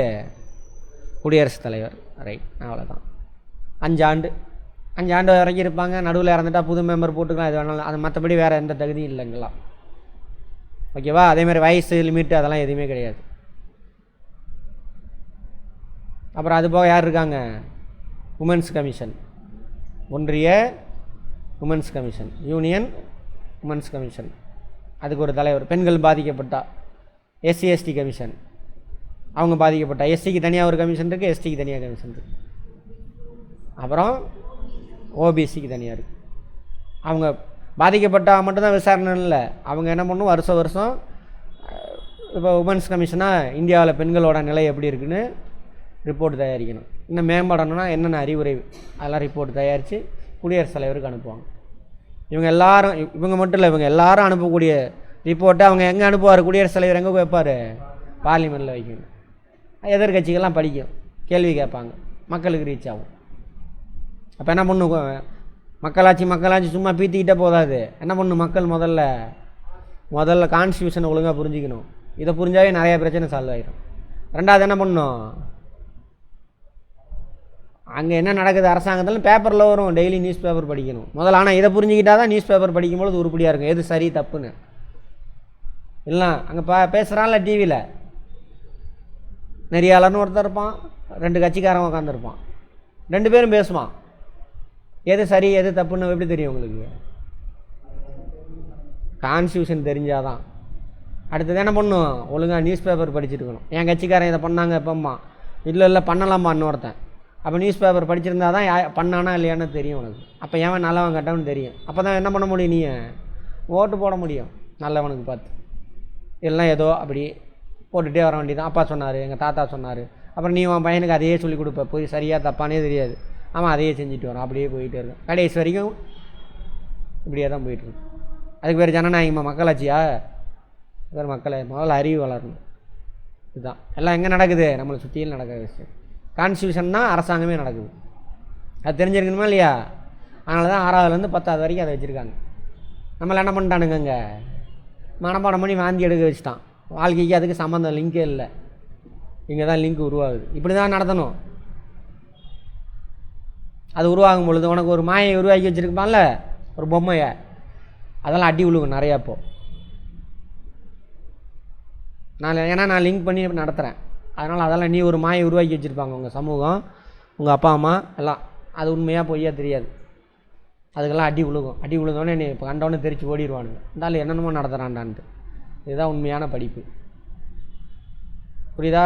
அடி விழுன்னா என்ன அர்த்தம்? ஈகோ இருக்கும், நீ உன்னை நம்பிக்கிட்டு இருப்ப, இன்னும் நம்ம நம்புறது இருந்தாலும் இல்லைன்றான் அப்படின்னு ஓடிடுவீங்க நிறைய பேர். அப்படி தான் நிறைய பேர் ஓடிடுவானுங்க, என்னை கண்டா தெரிச்சு ஒளிஞ்சிக்குவான் எங்கேயாவது போய். அடி விழுகும், ஆனால் நீ மாற்றிக்கணும், வேறு வழி இல்லை. செக் பண்ணி மாற்றிக்கோ. நான் சொல்கிறதெல்லாம் அப்படியெல்லாம் கேட்காது. நாங்கள் என்ன அறிவியல், என்ன சமூக அறிவியல், என்ன இயற்கை அறிவியல் இருக்குது, அதை தான் நடத்துகிறேன். செக் பண்ணிவிட்டு தப்பெல்லாம் மாற்றிக்கணும், அப்போ தான் அறிவு வளருதுன்னு அர்த்தம். மாற்றலை அப்படின்னா அப்படியே தான் இருப்பேன். சரியா? ரைட், பார்க்கலாம். இன்றைக்கி எது முடிஞ்சு? ஒன்றிய அரசாங்கத்தில் யார் யார் இருக்காங்கன்னு நேற்று கிளாஸில் பார்த்தோம், பழைய கிளாஸ். இன்றைக்கி அதில் அவங்களுக்கான தகுதி, அதிகாரம்ன்ற வார்த்தையே தப்பு. இப்போ டியூட்டிஸ், ரெஸ்பான்சிபிலிட்டி, அதை செய்கிறதுக்கு தான் அதை கொடுக்குறாங்க அவங்க. அது அப்புறம் எவ்வளோ காலம் பதவி காலம், இது எல்லாமே பார்த்தாச்சு. அடுத்து நாளைக்கு யாரை பார்க்க போகிறோம்? இதே மாதிரி செட்டப்பு ஸ்டேட் கவர்மெண்ட் பார்க்க போகிறோம். இதை புரிஞ்சுக்கிட்டே அப்படின்னா அது ஈஸி. அப்படி அதோட கம்பேர் பண்ணி ஒவ்வொன்றும் வித்தியாசம் இருக்குது, அதை மட்டும் மாற்றிக்க வேண்டியதான். இப்போ எக்ஸாம்பிள், இங்கே 6 வருஷம் 6 ஆண்டு 65 வயசு பார்த்தோமா, அங்கே அதேமாதிரி பதவி வரும் பணியாளர்களுக்கு மட்டும். 6 ஆண்டு 62 வயசு. எது முன்னாடி வரதோ வீட்டுக்கு போகணும், அந்த மாதிரி வரும். அந்த மாதிரி கம்பேர் பண்ணி பார்த்துக்கலாம். ஓகேவா? ரைட், பார்த்துக்கலாம்.